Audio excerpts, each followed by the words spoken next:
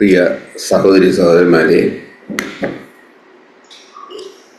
ഇന്ന് കേട്ട ചോദ്യങ്ങളൊക്കെ എന്നോടുള്ള ചോദ്യങ്ങളാണ്.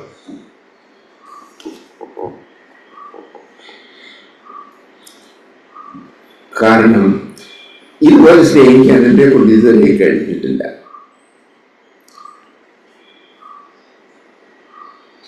ഞാൻ സ്നേഹിക്കുന്നുണ്ട് എന്ന് പറയുന്നു, എന്നാൽ ആ പറയുന്നതിലും സ്നേഹിക്കുന്നില്ല എന്നുള്ള കാര്യം വെളിവാകുന്നു. നമുക്ക് സ്നേഹത്തിൻ്റെ ഒരു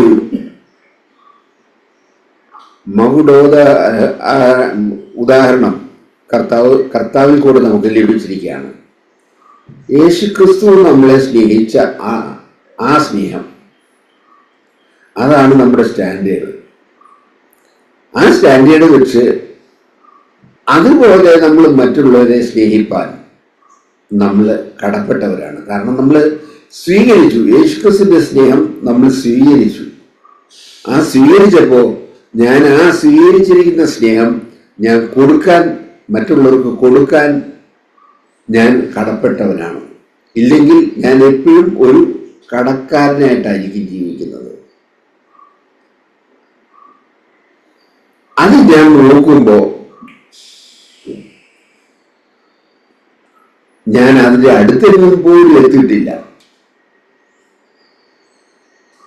യേശു എന്നെ സ്നേഹിച്ചത് നമ്മൾ ഓർക്കേണ്ടത് ഇതാണ്: വേറൊരു പാപിയും ഇല്ലെങ്കിലും ഈ ലോകത്തിലെ എൻ്റെ പാപത്തിന്റെ പരിഹാരത്തിന് വേണ്ടിയിട്ട് മാത്രം ഈ കർത്താവ് ഇറങ്ങി വന്ന് ക്രൂശ് സഹിക്കുമായിരുന്നു. നമ്മൾ ഓരോരുത്തരും അത് കണക്കാക്കുക. അത്രമാത്രം സ്നേഹമാണ് യേശു നമുക്ക് ചെയ്തു തന്നിരിക്കുന്നത്. അത്രയും സ്നേഹം യേശു നമുക്ക് ചെയ്തു തന്നപ്പോ നമ്മുടെ സഹോദരങ്ങൾക്ക് ഇത് തിരിച്ചു കൊടുക്കാൻ കടപ്പെട്ടവരാണ്. അതൊരു കടവാണ്. നമ്മുടെ സഹോദരങ്ങളോട് നമുക്ക് സ്നേഹിക്കുന്നില്ലെങ്കിൽ നമ്മൾ അവർക്ക് കടപ്പെട്ടവരാണ്. കടം 100 രൂപ ഞാൻ ഒരാൾക്ക്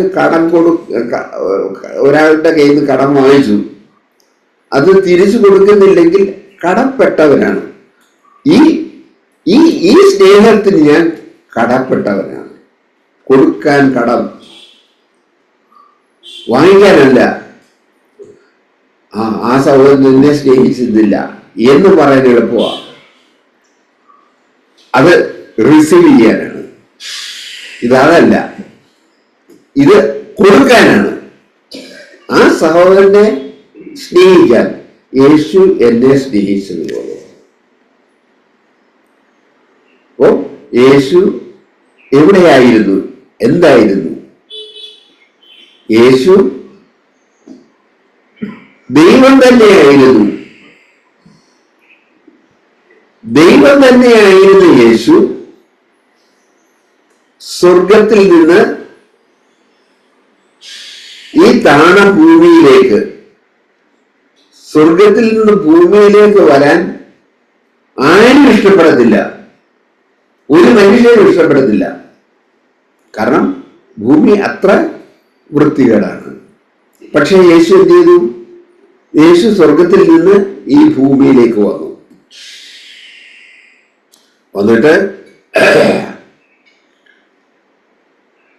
നമ്മളിൽ ഒരുവനെ പോലെ ആ ഭൂമിയിലെ സാഹചര്യത്തിൽ ജീവിച്ചു.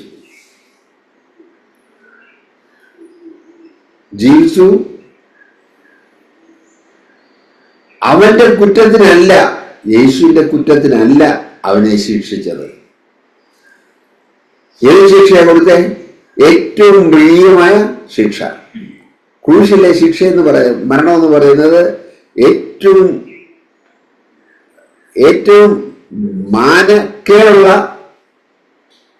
മാനക്കേടുള്ള ശിക്ഷയാണ്.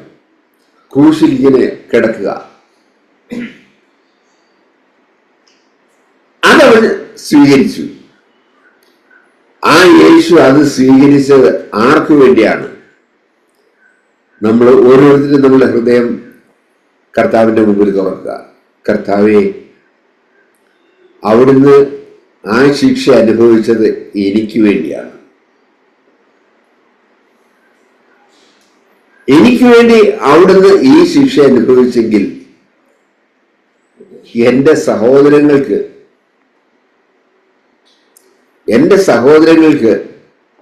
ഇതേ കാര്യം ചെയ്തു കൊടുക്കാൻ ഞാൻ കടപ്പെട്ടവനാണ്. കർത്താവെ, എന്നെ സഹായിക്കണമേ. അവിടുത്തെ കൃപ എനിക്ക് വേണം. അവിടുത്തെ കൃപയില്ലാതെ മുന്നോട്ട് പോകാനായിട്ട് കഴിയുകയില്ല. ക്രൂശ് വരുമ്പോൾ അത് ഒഴിവാക്കി മുന്നോട്ട് പോകാനാണ് എൻ്റെ ഹൃദയത്തിലെ ആഗ്രഹം. കഴിയുമെങ്കിൽ അത് ഒഴിവാക്കി പോകാനാണ്. അപ്പോൾ ഞാൻ യേശുവിനെ പോലെയാണോ ഈ ലോകത്തിൽ ജീവിക്കുന്നത്? ഒരു ക്രിസ്ത്യാനിയാണെന്ന് പറയാനുള്ള അവകാശം എനിക്കുണ്ടോ? ഒരു ക്രിസ്ത്യാനിയാണെന്ന് അവകാശപ്പെടാനുള്ള അതിനുള്ള അവകാശം പോലും ഇല്ല സത്യത്തിൽ എന്നുള്ളത് ഞാൻ അംഗീകരിക്കണം.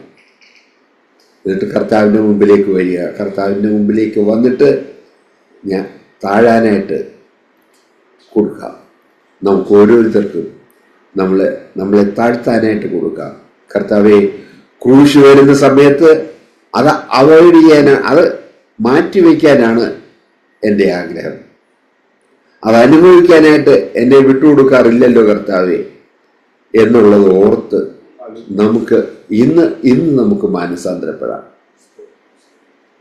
ഈ മാനസാന്തരത്തിന്റെ ആവശ്യമാണ് നമുക്കുള്ളത്. അതുകൊണ്ട് നമ്മളെ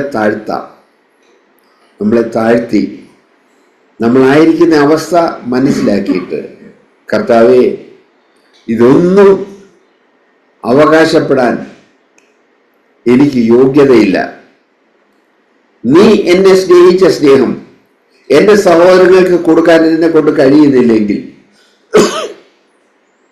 ഞാൻ ഒരു ക്രിസ്ത്യാനി എന്നുള്ള പേര് എടുത്തുകൊണ്ട് ജീവിക്കാനായിട്ട് എനിക്ക് അവകാശമില്ല. കർത്താവെ, എന്നെ നീ സഹായിക്കണമേ.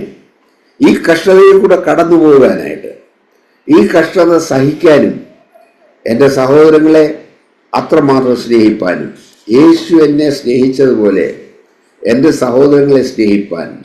സഹോദരൻ എന്ന് പറയുന്ന ഉടനെ വലിയ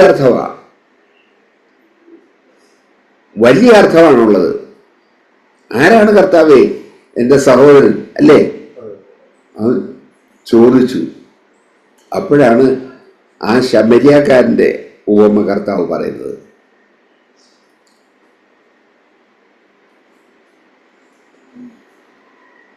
ലേവ്യനും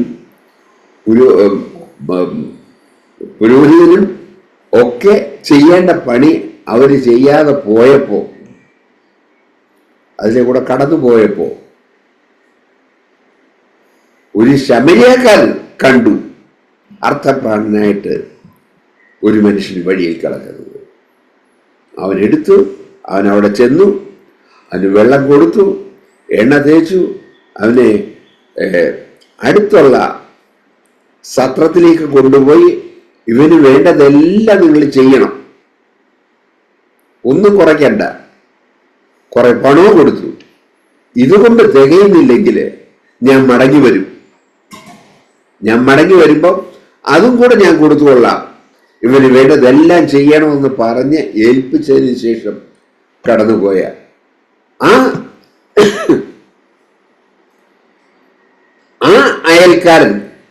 അയൽക്കാരനാണ് ആയിട്ട് നമ്മൾ ഇരിക്കണം. ആ അയൽക്കാരനായിട്ട് ഇരിക്കുകയാണെന്നുണ്ടെങ്കിൽ ഒരാവശ്യത്തിന് മുമ്പിൽ ആയിരിക്കുന്ന ഒരാളെ കാണുമ്പോൾ നമ്മൾ ആ അയൽക്കാരനാണോ അല്ലയോ? വേറൊരാൾ വന്ന് അയാളെ സഹായിക്കുകയും വേറൊരാൾ വന്ന് സഹായിക്കാൻ കടപ്പെട്ടവരവിടെ ഉണ്ടാകാം. പക്ഷേ എൻ്റെ മനോഭാവം എന്താണ്? അതാണ് കർത്താവ് നോക്കുന്നത്. എൻ്റെ മനോഭാവം എന്താണ്? ഈ കഷ്ടതയിലായിരിക്കുന്നയാളെ ഉയർത്തിക്കൊണ്ടുവരുവാൻ എൻ്റെ മനോഭാവം എന്താണ്? അത് നമ്മൾ ഓരോരുത്തരും നമ്മളോട് ചോദിച്ചിട്ട് യേശുവിൻ്റെ മനോഭാവമാണോ അതോ അതിനേക്കാൾ കുറവാണോ എന്നുള്ളത് കണ്ടിട്ട് ഇന്ന് നമുക്ക് യേശുവിൻ്റെ മനോഭാവത്തിലേക്ക് വരാനായിട്ട് നമുക്ക് ഉത്സാഹിക്കണം. അപ്പോൾ മാത്രമേ നമ്മൾ ഇന്ന് കൂടി വന്നത് കൊണ്ട് അതിന് പ്രയോജനം ഉണ്ടാകുള്ളൂ. ഈ ഒരു കഷ്ടതയിലായിരിക്കുന്നയാളെ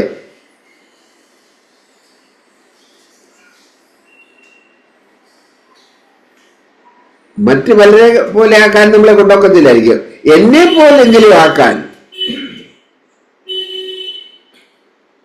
നമുക്ക് ഓരോരുത്തർക്കും ശ്രമിക്കാം. ഒരു കഷ്ടതയിലായിരിക്കുന്നയാളെ ആ കഷ്ടതയിൽ സഹായിക്കാൻ യേശു സ്വർഗത്തിൽ നിന്ന് താഴെ ഇറങ്ങി വന്നത് എന്നെ അവന്റെ വലതുഭാഗത്ത് ഇരുത്താൻ വേണ്ടി കൊണ്ടുപോകാൻ വേണ്ടിയാണ്. അല്ലാതെ ഇവിടെ ഇട്ടേച്ച് പോകാൻ വേണ്ടിയല്ലായിരുന്നു. അവന്റെ വലതുഭാഗത്ത് ഇരുത്താൻ വേണ്ടിയാണ് കർത്താവ് ഇറങ്ങി വന്നത്. യേശുവിൻ്റെ ശിഷ്യന്മാര് അവന്റെ മനോഭാവം പ്രകടിപ്പിക്കുന്നവരായിരിക്കണം. അങ്ങനെയെങ്കിൽ ഒരാവശ്യത്തിലിരിക്കുന്നയാളെ സഹായിക്കുന്നതിന് വേണ്ടി നമുക്കാർക്കും ഒരു പ്രയാസം ഉണ്ടാകില്ല. അതുകൊണ്ട് യേശുവിൻ്റെ സ്വഭാവം സ്വീകരിക്കാനായിട്ട് നമ്മളെല്ലാവരും യേശുവിനെ അനുകരിക്കുന്നവരാണെന്ന് പറയും. അതാണല്ലോ ക്രിസ്ത്യാനി എന്നുള്ള പേരെടുത്തത്. പക്ഷേ ആ അനുകരണം ശരിയായിട്ടില്ല. നമുക്ക് ഈ അനുഭവത്തിലേക്ക് നമുക്ക് നമ്മളെ തന്നെ കൊണ്ടുവരാം. അതിനായിട്ട് നമ്മളെ താഴ്ത്താം. ദൈവം നമ്മളെ ഓരോരുത്തരെ സഹായിക്കട്ടെ. നമ്മൾ കേട്ട വചനം ഇത് കേട്ടിട്ട് നമ്മൾ അപ്ലൈ ചെയ്യാനൊക്കെ ഒരു ബുദ്ധിമുട്ടുള്ള കാര്യമാണെന്ന് എനിക്ക് തോന്നുന്നു. എന്നാലും നമ്മൾ ആഗ്രഹിക്കുന്നുണ്ട്, നമ്മൾ ആ മാർഗത്തിലൂടെയൊക്കെ മുന്നോട്ട് പോകാൻ ശ്രമിക്കാറുമുണ്ട്. കർത്താവ് നമ്മളെയൊക്കെ സഹായിക്കുന്നുണ്ട്. എന്നാൽ പരാജയപ്പെട്ടു പോകുന്ന കാര്യത്തെപ്പറ്റി ചിന്തിക്കുമ്പോഴേ നമ്മൾ വീണ്ടും വീണ്ടും കർത്താവിലേക്ക് തന്നെ നോക്കുക ചെയ്യുന്നത്. അവിടുന്ന് വിജയം തരാൻ പറ്റുള്ളത് നമ്മളെ പ്രവൃത്തിയൊന്നും ആരെയും പ്രസാദിപ്പിക്കാൻ സാധിക്കില്ല. നമ്മൾ ചിന്തിച്ച് ചെയ്യുന്ന പ്രവൃത്തികൾപ്പോഴും അതിന് മറുഭാഗം ഉണ്ടാകാറുമുണ്ട്. നന്മയായിട്ട് വരുന്ന പ്രവൃത്തി തിന്മയായിട്ട് വരാറുണ്ട്. അതിൻ്റെ പ്രവൃത്തി ഒരിക്കലും തന്നെ ആകത്തില്ലല്ലോ എന്നപ്പോലും. അപ്പോൾ പൗലോസ് അപ്പോസ്തലൻ ഇവിടെ ഫിലിപ്പിലേഖനത്തിൻ്റെ വാക്യം പറയുന്നുണ്ട് 1:27, നിങ്ങളുടെ ജീവിത രീതി ക്രിസ്തുവിൻ്റെ സുവിശേഷത്തിന് നിരക്കുന്നതായിരിക്കണം. അപ്പോൾ നമ്മൾ സാധാരണ ചിന്തിക്കാറുള്ളൊരു കാര്യം, ഇത് യേശു ആയിരുന്നെങ്കിൽ എന്നൊരു ചോദ്യം പലപ്പോഴും ചോദിക്കാറുണ്ട്. യേശുവായിരുന്നെങ്കിൽ കൃത്യമായിട്ട് ചെയ്യുക സമയത്തുള്ളൂ സാധ്യമാകുന്ന ഒരു കാര്യമാണ്. അപ്പോൾ നമ്മൾ അന്നേരം നോക്കുന്നത് കർത്താവ് നിന്നെ പോലെ ആയിത്തീരണമെങ്കിൽ ഞാനിനി വേറെ ദൂരം സഞ്ചരിക്കേണ്ടതുണ്ട്, ഒന്നുകൊണ്ടിരിക്കുക പ്രാപിക്കാവോ എന്ന് കരുതി എന്ന് അപ്പോസ്തലൻ പറഞ്ഞ കാര്യത്തിൽ നമ്മൾ ചിന്തിക്കുന്നത്.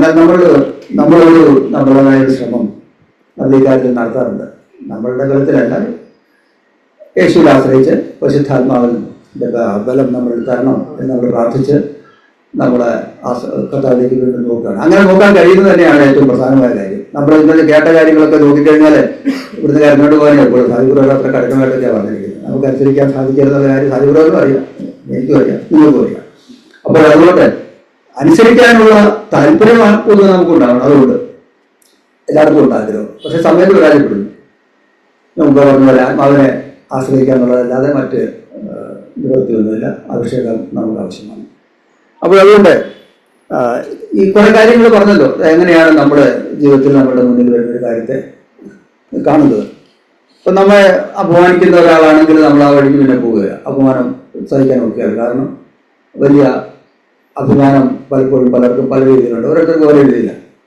എനിക്ക് ഒട്ടും സഹിക്കാൻ നോക്കിയത്. കാരണം ഞാൻ ചിന്തിക്കുന്നത് ഞാനാണ് ഇവിടുത്തെ ഏറ്റവും നല്ല സേവനം ചെയ്യുന്ന ആളെന്നുള്ളൊരു ചിന്തയുണ്ടെങ്കിൽ എൻ്റെ സേവനത്തിന് കുറ്റം പറഞ്ഞാൽ എനിക്ക് അതൊരിക്കലും താൻ ഇഷ്ടപ്പെടുകയില്ല. അപ്പൊ അതുകൊണ്ട് എന്നാൽ എൻ്റെ സേവനത്തെക്കാട്ടിൽ അപ്പുറമായിട്ട് അവൻ്റെ അവൻ്റെ ആവശ്യമാണ് നോക്കേണ്ടത്. അതിന് യേശു ക്രിസ്തുവിൻ്റെ ജീവിത രീതി മറ്റുള്ളവർക്ക് വേണ്ടി തന്നെയാണല്ലോ യേശു ജീവിച്ചത്. നമുക്ക് വേണ്ടി ആണല്ലോ ഭൂമിയിലേക്ക് വന്നത്, ജീവിച്ച് കാണിച്ചതും അങ്ങനെ തന്നെയാണ്. എങ്ങനെയായിരിക്കണം ഭൂമിയിലെ കാര്യങ്ങൾ എന്നുള്ളത് അതിൻ്റെ പുറമേയുള്ള രീതികൾ നമുക്ക് ഒരു അനുവർത്തിക്കാൻ കഴിയും.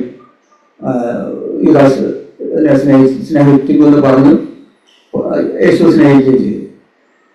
കാലി കഴുകി നമുക്ക് വേണേൽ കാലി കഴുകി കാണിക്കാം, പക്ഷെ കാലി കഴുകി കാണിച്ചാൽ ആത്മാർത്ഥത ഉണ്ടാവണമെന്നില്ല, അതൊരു ചടങ്ങായിട്ട് പോകും. അപ്പോൾ ഒരുപാട് കാര്യങ്ങൾ നമ്മൾ അനുവർത്തിക്കുന്ന കാര്യം കൃത്യമായിട്ട് അതിൻ്റെ സത്യസന്ധതയിൽ അല്ലെ ആത്മാർത്ഥതയിൽ അല്ലെ ദൈവത്തെ പ്രസാദിപ്പിക്കുന്ന രീതിയിൽ ആയിരിക്കണമെന്നില്ല.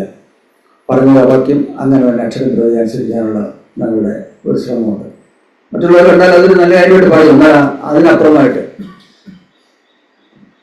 അവനെ പ്രസാദിപ്പിക്കുക എന്നുള്ളതാണ്. അവനെ പ്രസാദിപ്പിക്കാൻ കഴിയുമെങ്കിൽ നമ്മൾ വിജയിച്ചു, നമ്മൾ ഉന്നതിലേക്ക് എത്തിക്കഴിഞ്ഞിരിക്കുന്നു എന്ന് വേണം പറയാം. പക്ഷെ അത് നമുക്ക് അവസാനത്തോളം നമ്മൾ ഈ ആഗ്രഹത്തിൽ തന്നെ മുന്നോട്ട് പോകും. പരാജയപ്പെടുന്ന മേഖല വരുമ്പോഴാണ് നമ്മൾ പരാജയപ്പെട്ടിരിക്കുന്നത് തിരിച്ചറിയുമ്പോഴാണ് നമ്മൾ എത്തിയിട്ടില്ല എന്നുള്ള കാര്യം നമ്മൾ ചിന്തിക്കുന്നത്. അല്ലെങ്കിൽ പലപ്പോഴും നമ്മൾ ചിന്തിക്കുന്നതൊക്കെ ആയിട്ടുണ്ട്, ഇങ്ങനെയൊക്കെ പോയാൽ നല്ല കാര്യം. അപ്പോൾ നിത്യതയോളം നമുക്ക് അത് നിത്യതയെ നമ്മൾ പ്രവേശിച്ച് കഴിഞ്ഞിരിക്കുന്നു. എന്നാൽ ഈ നിത്യത അവസാനമായി നമുക്ക് അത് നിത്യമായി ലഭിക്കേണ്ട ആ ഒരു പ്രയാണത്തിൽ ചിലപ്പോൾ നമ്മളെ പിന്നോട്ട് തള്ളിപ്പോകുന്നത് നമ്മൾ സ്വയം തിരിച്ചറിയുന്നുണ്ട്. വചനം കേൾക്കുമ്പോൾ നമുക്ക് അങ്ങനെ മനസ്സിലാക്കുന്നുണ്ട്. ഈ വചനങ്ങളൊക്കെ നമ്മളെ എടുത്ത് പറഞ്ഞ ഭാഗങ്ങളായതുകൊണ്ട് ഞാൻ വീണ്ടും അങ്ങനെ പറയാൻ ആഗ്രഹിക്കുന്നില്ല. പലപ്പോഴും നമ്മുടെ മുന്നിൽ വരുന്ന കാര്യങ്ങളെയൊക്കെ നമുക്ക് ചെയ്യാനായിട്ട് നമുക്ക് മനസ്സുണ്ട്, പിന്നൊരു നാണക്കേട് വന്നിട്ട് പലപ്പോഴും ചെയ്യാതെ പോകുന്നുണ്ട്.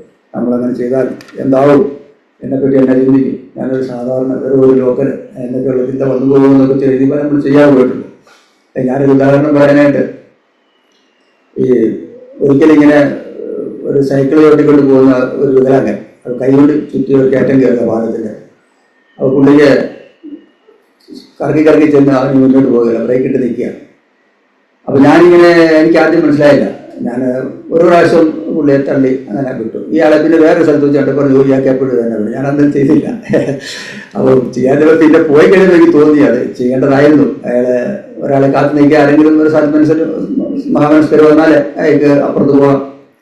അപ്പോൾ ഇത് പലപ്പോഴും അന്ന് ചെയ്യുന്നതിൻ്റെ കാര്യം അങ്ങനെ എനിക്ക് തോന്നി, നമ്മളിതൊക്കെ ചെയ്തു കഴിഞ്ഞാൽ എപ്പോഴും ഇങ്ങനെ ചെയ്തുകൊണ്ടിരിക്കാനായിട്ട്. അത് പക്ഷേ എപ്പോഴും ചെയ്തുകൊണ്ടിരിക്കാനുള്ള ഒരു മനോഭാവത്തിലേക്ക് നമ്മൾ താഴ്ന്നുണ്ടെങ്കിൽ മാത്രമേ ആ ഒരു കാര്യത്തെ വേറൊരു കാര്യം വന്നാൽ നമുക്ക് അങ്ങനെ ചെയ്യാൻ ഇല്ലെങ്കിൽ ചെയ്യാൻ പറ്റില്ല. ഇപ്പോഴത്തെ സാഹചര്യത്തിലാണെങ്കിൽ ഇപ്പം വേറൊരു അലസത കൂടെ കൈവന്നിട്ടുണ്ട്. അതായത് എൻ്റെ ശാരീരികമൊന്നും പോരാ, അതുകൊണ്ട് ഞാനൊന്നും ചെയ്യുന്നില്ല. എന്നാൽ ഞാൻ അതിലൊന്നും ചെയ്യാറുമുണ്ട്. എന്നിട്ട് എന്നാലും ചെറിയ കാര്യങ്ങൾ ചെയ്തു കൊടുക്കാനുള്ള മനസ്സിലാവില്ലാതെ പോകുന്നുണ്ട്. അപ്പോൾ നമ്മളെ ഒരു അലസതയിലേക്ക് അല്ലെങ്കിൽ ഒരു ആലസ്യത്തിലേക്ക് കൊണ്ടുപോകുന്ന നമ്മുടെ ചിന്തകൾ പറയുന്നുണ്ട്. എന്നാൽ അപ്പുറമായിട്ട് യേശു നമുക്ക് വേണ്ടി ചെയ്തു എന്നൊരു കാര്യത്തെപ്പറ്റി ഓർക്കുമ്പോൾ ഒരു പക്ഷേ ഞാൻ വിചാരിക്കുന്ന ഒരു അമൃതമായ ഒരു എനർജി നമ്മൾ വന്നിട്ട് നമ്മളെ കൊണ്ട് ചെയ്യിക്കാനായിട്ട് ആഗ്രഹിക്കാറുണ്ട്. അങ്ങനെ നമ്മളൊക്കെ ചെയ്യാറുണ്ട്, ചെയ്യണം എന്ന് തന്നെ നമ്മൾ അതിനെ കൽപ്പിച്ചു പോകണം. അപ്പോൾ ആ ഒരു ചിന്ത നമ്മളിലേക്ക് വരുന്നില്ല എങ്കിൽ കർത്താവ് അങ്ങനെ ചെയ്തു, അങ്ങനെ ചെയ്യുന്നില്ല എങ്കിൽ നമുക്ക് ചെയ്യാൻ സാധ്യമല്ല. ഈ കാര്യത്തോട് ബന്ധപ്പെട്ട് പറയുമ്പോൾ ഇങ്ങനെ ചെയ്തെങ്കിൽ മാത്രമല്ലേ, കർത്താവ് പറഞ്ഞ കാര്യങ്ങൾ ചെയ്തെങ്കിൽ മാത്രമല്ലേ എനിക്ക് പറയാനുള്ള അവകാശമുള്ളൂ. ഞാൻ പറയുമ്പോഴല്ലേ മറ്റൊരാൾക്കും അതിൽ നിന്ന് ഒരു അനുഗ്രഹമായിട്ട് മാറാൻ കഴിയുള്ളൂ. ഞാൻ അനുഗ്രഹമായി മാറണമെങ്കിൽ ഞാൻ ആ കാര്യത്തിലൂടെ മുന്നോട്ട് പോകണം. കർത്താവ് കാണിച്ച വലിയ തന്നെ പോകണം. അതേ മാർഗത്തിലൂടെ നമ്മൾ ചരിക്കാൻ ബാധ്യതപ്പെട്ടവരാണ്. നമുക്ക് കർത്താവിൻ്റെ ഭാവം, അതായത് കർത്താവ് പോയ മാർഗത്തിലൂടെ പോകാനുള്ള ഒരു ആഗ്രഹം ഭാവം നമ്മളുണ്ടാകണം. അതുണ്ടാകുന്നില്ലെങ്കിൽ എനിക്ക് പ്രസംഗിക്കാനുള്ള അവകാശമില്ല. ചില കാര്യങ്ങളെങ്കിലും ഞാൻ ചെയ്യണം. പലപ്പോഴും പരാജയപ്പെട്ടു പോകുന്ന മേഖല ഇതിനകത്തുള്ളതുകൊണ്ട് പറയാൻ അവകാശമില്ല. ഞാനിത് എഴുതാക്കുന്നതിന് മുമ്പ് ചിന്തിച്ചു. കഴിഞ്ഞ ഞായറാഴ്ച പറഞ്ഞൊരു കാര്യം ഇപ്പോഴൊന്ന് പറഞ്ഞോട്ടെ, ഇത് കഴിയുമ്പോൾ കർത്താവ് ഞാൻ നിങ്ങളുമായിട്ട് സെറ്റിൽ ചെയ്തോളാം എന്നൊരു ചിന്തയിലായിപ്പോൾ നിൽക്കുന്നത്. അപ്പോൾ എന്നാൽ കർത്താവുമായിട്ട് എങ്ങനെ സെറ്റിൽ എപ്പോഴും അത് കർത്താവിനോട് പറഞ്ഞു തീർത്ത് കർത്താവ് പറയുന്ന അനുസരിച്ച് ചെയ്യാൻ നിവർത്തിയുള്ളൂ. അല്ലാതെ മറ്റു മാർഗങ്ങളൊന്നുമില്ല. അത് വാദിച്ച് ചെയ്യാമെന്നൊന്നും വിചാരിക്കണ്ട. അത് അങ്ങനെ ഒരു കാരണം കൊണ്ട് പറ്റിയില്ല, ഇനി ഇപ്പോൾ ഉടനെ പറ്റിയല്ല, ഇപ്പോൾ അവർ ദൂരെയാണ്, ഇങ്ങനെയാണ് പറ്റുകയാണ്, അല്ലെങ്കിൽ അങ്ങനെ ഒരുപാട് വാദങ്ങൾ നമ്മുടെ മുന്നിലുണ്ടെങ്കിൽ നമ്മൾ അങ്ങനെ അല്ല, ഏറ്റവും പെട്ടെന്ന് ചെയ്യാം, ഞാൻ ആ കാര്യം തീർക്കും എന്നൊരു തീരുമാനത്തിലേക്ക് വരുമെങ്കിൽ തീർച്ചയായിട്ടും സമാധാനമൊന്നും കിട്ടും. ചെയ്യില്ല പോലും. കാരണം നമുക്ക് ചെയ്യാനുള്ള അവസരം വരുമ്പോൾ കർത്താവ് തന്നെ ചെയ്യിക്കും എന്നൊരു ബോധ്യത്തിൽ നമുക്കായിരിക്കും. ഞാൻ പറയുമ്പോൾ അത് മറുപടി പറയുന്നെങ്കിൽ ഞാൻ എൻ്റെ വാദം പറയുന്നെങ്കിൽ എൻ്റെ മറുവാദം പറഞ്ഞുകൊണ്ടിരിക്കുന്നെങ്കിൽ ഒരിക്കലും എനിക്ക് ആ കാര്യത്തിൽ ആ ഒരു പൂർണ്ണതയിലേക്ക് അല്ലെങ്കിൽ ആ ഒരു കഥാപാത്ര ബന്ധത്തിൻ്റെ അനുസരണത്തിലേക്ക് പോകാൻ കഴിയില്ല. മറുപാടല്ല, കർത്താവ് പറയുന്ന ആ കാര്യത്തെ അംഗീകരിക്കുക എന്നുള്ളതാണ്. സമയത്ത് അതിൻ്റെ സമയം വരുമ്പോൾ നമുക്ക് ചെയ്ത് പൂർത്തിയാക്കാൻ കഴിയുന്ന കാര്യങ്ങൾ അങ്ങനെ ഉടനെ ചെയ്യേണ്ടതാണെങ്കിൽ ഉടനെ, പിന്നീട് ഉള്ളതാണെങ്കിൽ പിന്നീട് കർത്താവ് കൂടെ ഇക്കാര്യത്തിൽ സഹായിക്കട്ടെ. അപ്പോൾ ഞാൻ ഒരു കാര്യം കൂടെ, ഈ കൈക്കൊള്ളുക എന്നൊരു ഭാവം ബ്രദർ പറഞ്ഞ് സ്നേഹം, ക്ഷമ, സൗമ്യത, ശുശ്രൂഷ മനോഭാവം, പിന്നെ ഒരാളെ ഉൾക്കൊള്ളുക. കൈക്കൊള്ളുക എന്ന് പറയുമ്പോൾ ഉൾക്കൊള്ളുക എന്നൊരു അർത്ഥത്തിൽ. ഈ ഉൾക്കൊള്ളുക എന്ന് പറയുമ്പോൾ ഇത് വളരെ പ്രധാനപ്പെട്ട ഒരു കാര്യം തന്നെയാണ്. നമ്മളൊരു സഭയിലായിരിക്കുമ്പോൾ ഈ ഉൾക്കൊള്ളുക എന്ന് പറയുന്ന കാര്യം വളരെ ബുദ്ധിമുട്ടുള്ള കാര്യമാണ്. അപ്പോൾ എന്താണെന്ന് ചോദിച്ചാൽ, വിവിധ സംസ്കാരങ്ങളിൽ വന്നിട്ടുള്ളവരാണ്. ഇപ്പോൾ ഞങ്ങളുടെ പേരാണെങ്കിൽ രാഘപൂർവാൻ ഒരാളോട് ഉണ്ട്, രാംകുമാർ. രാംകുമാറിൻ്റെ കാര്യത്തോട് ബന്ധപ്പെടുമ്പോൾ എന്നെ സംബന്ധിച്ചുള്ള എനിക്ക് ബുദ്ധിമുട്ടൊന്നുമില്ല. കാരണം ഞാൻ ഇതുപോലെയുള്ള ഒരുപാട് തരത്തിലുള്ള മനുഷ്യരെ കണ്ടിട്ടുള്ളതുകൊണ്ട് ഇങ്ങനെയൊക്കെ സംഭവിക്കുന്നറിയാം. കുഴപ്പമുള്ള ആളൊന്നുമല്ല കേട്ടോ, നല്ല ആളാണ്. പക്ഷേ മറ്റൊരാൾ നോക്കുമ്പോൾ ഇയാൾ ശരിയല്ല, ഇയാൾ അങ്ങനെയാണ്, ഇയാളുടെ ഇരിപ്പ് ശരിയല്ല, നടപ്പ് ശരിയല്ല. അപ്പോൾ അങ്ങനെയൊക്കെ പല ഇതുണ്ട്. എന്നാൽ അയാളുടെ ഉള്ളിൽ ആഗ്രഹമുണ്ട്, എനിക്ക് യേശുവിനെപ്പോലും നാളെ കൊള്ളാം. രാഘുവാൻ മനസ്സിലാക്കുന്നില്ല എന്നാൽ തന്നെ കുറേയൊക്കെ മനസ്സിലാവുന്നുണ്ട്. അപ്പോൾ ഈ ആഗ്രഹമുള്ള ആളാണെന്ന് നമ്മൾ തിരിച്ചറിയാമെങ്കിൽ നമുക്ക് അയാളെ സഹായിക്കാൻ കഴിയും. കൂടുതലായിട്ട് പണം കൊടുത്തല്ല, ചില കാര്യങ്ങളിൽ അവനോട് ഉൾക്കൊണ്ടുണ്ട്. കാരണം ഉൾക്കൊണ്ട് സഹായിച്ചെങ്കിൽ മാത്രമേ രാഘുവായിട്ട് വളരാനാവുള്ളൂ. അതും അവിടെ വയ്ക്കട്ടെ. അപ്പോൾ അതുപോലെ തന്നെ ഇപ്പം ആലപ്പുഴത്തിൻ്റെ കാര്യം ഇവിടെ അങ്ങനെ തന്നെ. കടപ്പുറം മേഖലയിലുള്ളവരുണ്ട്, കുട്ടനാട് മേഖലയിലുള്ളവരുണ്ട്, ഇച്ചിരി അങ്ങോട്ട് വടക്കോട്ട് മാറിയുള്ള സൗകര്യങ്ങളുണ്ട്. 3 പേരുടെയും ഇപ്പോൾ 2 കൂടെ എടുക്കാം. ഒരു കൃഷിക്കാരനും ഒരു മത്സ്യത്തൊഴിലാളിയും തമ്മിലുള്ള വ്യത്യാസം നോക്കിയാൽ അത് രണ്ട് മേഖല 2 രീതിയിൽ ചിന്തിക്കുന്ന 2 പേരും. മറ്റൊരു വെട്ട് 2 മുറി എന്നുള്ള രീതിയിൽ കാരണം എന്നാലേ അവർക്ക് കാര്യങ്ങൾ നടക്കുള്ളൂ. കുറ്റം പറയല്ല. പിന്നെ കൃഷിക്കാരനെ സംബന്ധിച്ചുള്ള അവൻ അങ്ങനെയല്ല, അവന് വേറൊരു ഭാവമാണ്. അപ്പം ഈ 2 ഭാവം കൂടെ ചേർന്ന് വരുമ്പോൾ ചിലപ്പം എനിക്ക് അവരെ ഉൾക്കൊള്ളാൻ ഒക്കുകയില്ല, അവർക്ക് എന്നെ ഉൾക്കൊള്ളാൻ സാധിക്കുകയില്ല. പിന്നെ ഒരു അഡ്ജസ്റ്റ്മെൻറ്റിലൊക്കെ പോകാൻ മാത്രമേ ഉള്ളൂ. എന്നാൽ ഇത് ഹൃദയപൂർവ്വം ഉൾക്കൊള്ളാനായിട്ട് സാധിക്കണം. കാരണം അവരുടെ കുറവുകളെ മനസ്സിലാക്കിയിട്ട് ഞാൻ അവരെ ഉൾക്കൊള്ളേണ്ട എൻ്റെ കുറവുകളുണ്ട്. എനിക്കാണെങ്കിൽ പല കുറവുകളാകും. ഈ ഒരു കൃഷിക്കാരൻ തന്നെ പട്ടാളക്കാരൻ്റെ ഒരു പഴയ മൂശാട്ടത്തരമൊക്കെ ഉണ്ട്. അപ്പോൾ അങ്ങനെയൊക്കെ ഉള്ളതുകൊണ്ട് എന്നെ ഉൾക്കൊള്ളാൻ ഇച്ചിരി പാടാം. അപ്പോൾ അങ്ങനെ എന്നാൽ ഉൾക്കൊണ്ടുകൊണ്ട് പോകാൻ കഴിയുമെങ്കിൽ സഭ ഏറ്റവും അനുഗ്രഹിക്കപ്പെടുകയാണ്. ഏറ്റവും വലിയൊരു പ്രധാന കാര്യം സഭയിൽ അങ്ങനെ ഉണ്ടായിരിക്കണം എന്നുള്ളതാണ്. അപ്പം ഇന്ന് എനിക്ക് സന്തോഷം തോന്നിയൊരു കാര്യം കൂടെ പറയാതിരിക്കാൻ നോക്കിയാൽ, നാരായണപുരത്തെ പറയുമ്പോൾ ഞാൻ പറയും, എനിക്ക് നാരായണപുരം ഒരു മൂശട്ട സ്വഭാവം ഉണ്ടെന്ന് ഞങ്ങൾ പറയാറുള്ളത്. പക്ഷേ ഇന്ന് എനിക്ക് പറയാനുള്ളത് നാരായണപുരം അറിയത് രക്ഷപ്പെട്ടിരിക്കുക. ഇന്നത്തെ നാരായണപുരം പ്രാർത്ഥനയായിട്ട് എനിക്ക് ഒരു സന്തോഷത്തില് കർത്താവ് നാരായണപുരത്തെ വളരെയധികം അനുഗ്രഹിച്ചിട്ടുണ്ട്. ഞാൻ പറഞ്ഞു എന്നെക്കാട്ട് പ്രായമുള്ള ആളെ എല്ലാവരും കണ്ടകാര്യം പറയാതിരിക്കാൻ നോക്കിയത്. അപ്പോൾ മൂശട്ടത്തിൽ നമുക്ക് ഒരുപാട് മാറ്റം വന്നിട്ടുണ്ടെന്നാണ് എനിക്ക് എൻ്റെ ചിന്ത. അങ്ങനെയാണ് കർത്താവ് സഹായിച്ചുകൊണ്ടിരിക്കുന്നതുകൊണ്ട് സ്തോത്രം. അപ്പോൾ നമുക്ക് ഉൾക്കൊണ്ടുകൊണ്ട് പോകാനായിട്ട് സഭയിൽ കഴിയുമെങ്കിൽ സ്നേഹത്തിൽ വൈക്യത്തിൽ പോകാൻ കഴിയും. പല കാര്യങ്ങളും പലരുടെ സ്വഭാവങ്ങൾ ഉൾക്കൊള്ളാൻ നോക്കിയില്ല. ഒരു പാപം ചെയ്താൽ ആ പാപത്തെ ഉൾക്കൊണ്ടുകൊണ്ട് പോകുന്നില്ല, അവനെ സഹിഷ്ണുതയോടെ കണ്ടിട്ട് അവനെ മടക്കിക്കൊണ്ടുപോകാനുള്ള കാര്യങ്ങൾ ചെയ്യണം. അത് രോഗാണത്തിൽ 14 അധ്യായത്തിൽ 1-ാം വാക്യം 15-ാം അധ്യായത്തിൽ 1-ാം വാക്യം വായിക്കുമ്പോൾ നമുക്ക് പെട്ടെന്ന് ആ കാര്യം മനസ്സിലാവും. ഞാനത് വായിക്കുന്നില്ല. അപ്പോൾ അത് മറ്റൊരാളെ ഉൾക്കൊള്ളാനുള്ള ഒരു കൃപ നമുക്ക് ദൈവം നമ്മൾ ഉണ്ടെങ്കിൽ നമ്മുടെ സമയത്തുള്ള നമുക്കത് സഭ അനുഗ്രഹമായിട്ട് പോകാൻ കഴിയും. ഇന്നത്തെ വചന കേൾവിക്കായി ദൈവത്തിന് സ്തോത്രം ചെയ്യുന്നു. കർത്തൃമേശയിൽ പങ്കെടുക്കുമ്പോൾ നമ്മളുടെ ബലഹീനതയെ നമുക്ക് കർത്താവിൻ്റെ, ഞാൻ റോമ 15-ന്റെ 1 പറഞ്ഞെന്ന് എനിക്ക് തോന്നുന്നു, ബലഹീനതകളെ കർത്താവിൻ്റെ മുന്നിൽ നമ്മൾ തന്നെ വെച്ചിട്ട് നമ്മളെ സഹായിക്കണമെന്ന് കർത്താവിനോട് പറഞ്ഞാൽ മറ്റൊരാളുടെ ബലഹീനതയെ നമുക്ക് ഉൾക്കൊള്ളാൻ കഴിയും. അവരോട് ദൗര്യമുണ്ടെങ്കിൽ ക്ഷമിച്ച് നമുക്ക് അവരോട് ചേർന്ന് പോകാൻ കഴിയും. അതുകൊണ്ട് ഇന്നത്തെ കർത്തൃമേശയിൽ പങ്കെടുക്കുമ്പോൾ നമ്മളുടെ കഴിവില്ലായ്മ വീണ്ടും കർത്താവ് ഞങ്ങളെ ഒന്ന് സഹായിക്കണമെന്ന് പറഞ്ഞിട്ട് കർത്താവ് നമ്മളെ സഹായിക്കുന്ന കർത്താവാണ്. താല്പര്യമെങ്കിൽ വിട്ടുപോകുന്ന ആ ഒരു കാര്യത്തിലേക്കല്ല. യോഹന്നാന്റെ സുവിശേഷം 6-ാം അധ്യായത്തിലുണ്ടല്ലോ, നിങ്ങളും പോകുന്നില്ല, നിങ്ങൾക്ക് വേണേൽ പോകാം എന്ന് കർത്താവ് ശിഷ്യന്മാരോട് പറഞ്ഞു. എൻ്റെ ഉപദേശങ്ങൾ വളരെ കഠിനമാണ്, വളരെ കഠിനമായ ഉപദേശമൊക്കെ. അപ്പോൾ എന്നാലേ ഈ കഠിനമായ ഉപദേശമാണല്ലോ, വിട്ടുപോയാൽ എവിടെ പോകാനാ?